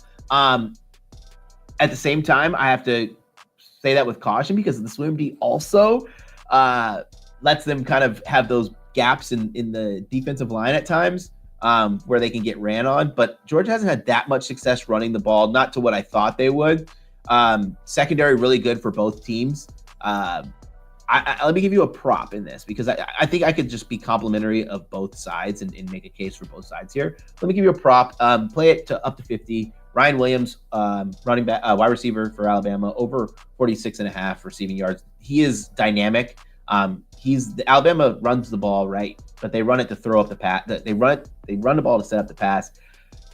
When he first had that first massive game 1, I was like, oh, he's just going to be the deep ball threat. But no, dude's getting volume, target volume. They're running him on a more extensive route tree than people are calling the next JMO, a more extensive route tree than JMO ran at Alabama, which getting those chunk plays is nice, but also getting those small gritty yards adds up. So I like his player prop there. They're going to have to throw the ball at some point. But I do lean Alabama. I don't recommend betting a side on this realistically, though. My logic is the same as my logic last night with the Virginia Tech, with the look ahead line and the actual line just after 3 or 4 weeks dramatically shifted. Same as my logic as Eagles being my top bet last Sunday over the Saints, moved 6 points, just fading the overreaction, even though this one isn't very dramatic. Over the key number of 3 is significant though. So let's do the community parlay. If for those of you that want to stick around, Andy, Brad, I understand if you guys got to go. For those that want to stay, we're going to do the community parlay for a few minutes. Let's go. Hit the song. Community parlay, the parlay we bet, yeah. Community parlay is for the community. We community, making a parlay, yeah. Someone goes, shit, Kid Rock's going to make me change my pick. I was like, Kid Rock's in Detroit. Why is he coming to an Alabama? Yeah, it doesn't even make sense. All right, ready, Prop Beaver? Mm-hmm. We have 7 minutes till kickoff, so it's got to be like a rapid fire one. Let's go Ole Miss money line, Michigan money line, BYU money line. They voted for BYU there, and they vote for Indiana money line. BYU money line, Indiana money line. And while they're voting, Brad, want to tell the fine people where they can find your stuff?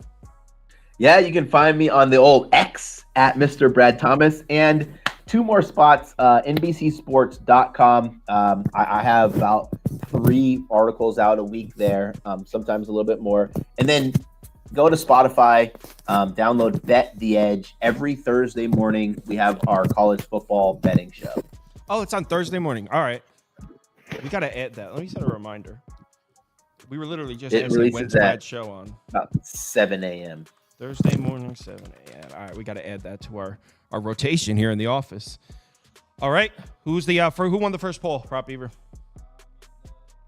The first winner is Ole Miss. Ole Miss money line. All right, they wanted to see one go through the net. Yeah, it's minus 1,100 or that. I don't even know what it is. After that, we'll go NC State money line. South Florida money line. They like the dog there. Minus 750. Texas A&M money line. Oh, appreciate the super chat, Doug. And did you put Texas A&M money line? Let's go with TCU Kansas. Who do they like there? I don't remember who they liked. Put Colorado money line. They voted for the Buffs. Put Colorado plus 14.5 actually, just to make it crazy. I love the comments sometimes. They say, no, of course Andrew's on Georgia. And then they don't mention Brad. Has an Alabama hat and an Alabama shirt on Alabama. I just love him. And you know what's funny? I never bet on Alabama, but I was supposed to be going to the game, and so I bet Alabama early in the week with intentions of me going to the game. Yeah. That's funny. I think this is my first time non-live betting Georgia. I will say that. Oh, I'm just such a pessimistic fan where, like, I'd rather just like watch the game than be like stressed out about the bet. Sometimes for me, the teams I most passionately root for would probably be the Knicks. And for me, I honestly, when I'm handicapping the Knicks games, I truly am like, am I being objective right now? Sometimes I can't tell if I'm being objective. Like, am I too close to this? I took Wisconsin plus the points at the beginning of the week, and I was like, what the hell am I doing? I got out of that bet so quick when I thought about it. Yeah, I almost bet that too. If it hit 17, I was pulling the trigger on Wisconsin. So after that, let's go. Oh, that's a blowout. Let's go Iowa State money line. We'll put some SMU money line. They didn't like Florida State. Cincinnati, Texas Tech. Oh, they love Texas Tech. That was like 90%. Washington State, Boise. They like Boise State money line. All right. What's the third leg of this community parlay? Cast your votes. Knicks getting Karl Anthony Towns. How do you feel? Okay, well, it's not something I think dramatically moves the needle because I feel like Karl Anthony Towns kind of struggles with the same problems that we had with Julius Randle in terms of can you trust him to get buckets in big moments, and Karl Anthony Towns kind of has the same criticism. I don't love the idea of losing DiVincenzo, but we're definitely selling him at a high point. I mean, he just played an entire season without getting hurt. Everyone's remembering the last month of the season and not the rest of his career. So overall, I think it makes the Knicks better by the simple fact of Karl Anthony Towns actually is capable of contributing on the defensive end of the ball. Where, look, I'm a Julius Randle guy. I'm a Knicks fan, and I'm not an anti-Julius Randle Knicks fan.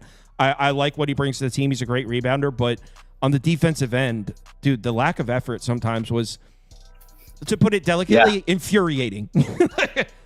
Like, what are you doing? The ball dies too in his hand. The ball dies in his hand. It doesn't fit your offense.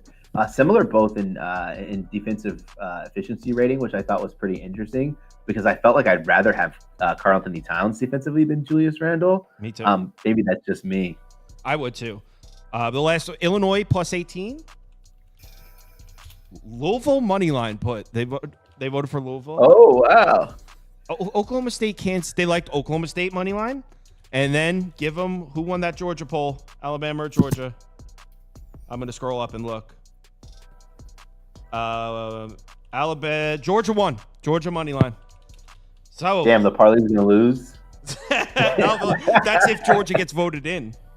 Yeah, the Georgia made the cut as far as making the poll. We'll see if they win. Cat is overrated in my opinion. Yeah, I'm not a big Karl Anthony Towns guy. That's why I'm saying like it doesn't really move the needle for me. I think Karl Anthony Towns on the offensive end with Julius Randle kind of a wash, maybe even a slight downgrade. Actually, probably a wash because he's a really nice outside shooter. Julius Randle's a little streakier, but I do think I would take Karl Anthony Towns on the defensive end before Julius Randle by a lot. And that's not even saying Karl Anthony Towns is a great defender. It's just Julius Randle, dude, when he like a play doesn't go his way, he has like, dude, he gets in his head and like you could see it visibly on the, and I'm not a big like body language, like who cares? Like players get frustrated. I don't care. But he's like visibly upset on the court and it affects his play. Anyway, was it Illinois plus 18? Yeah. Someone in the comments want to shout out some odds on that. Ole Miss money line, Colorado plus 14.5, Iowa State money line, Illinois plus 18. That's the community parlay. The odds are, hit me comments. This is your cue, comments. When I do this, that means throw the odds in the chat, please.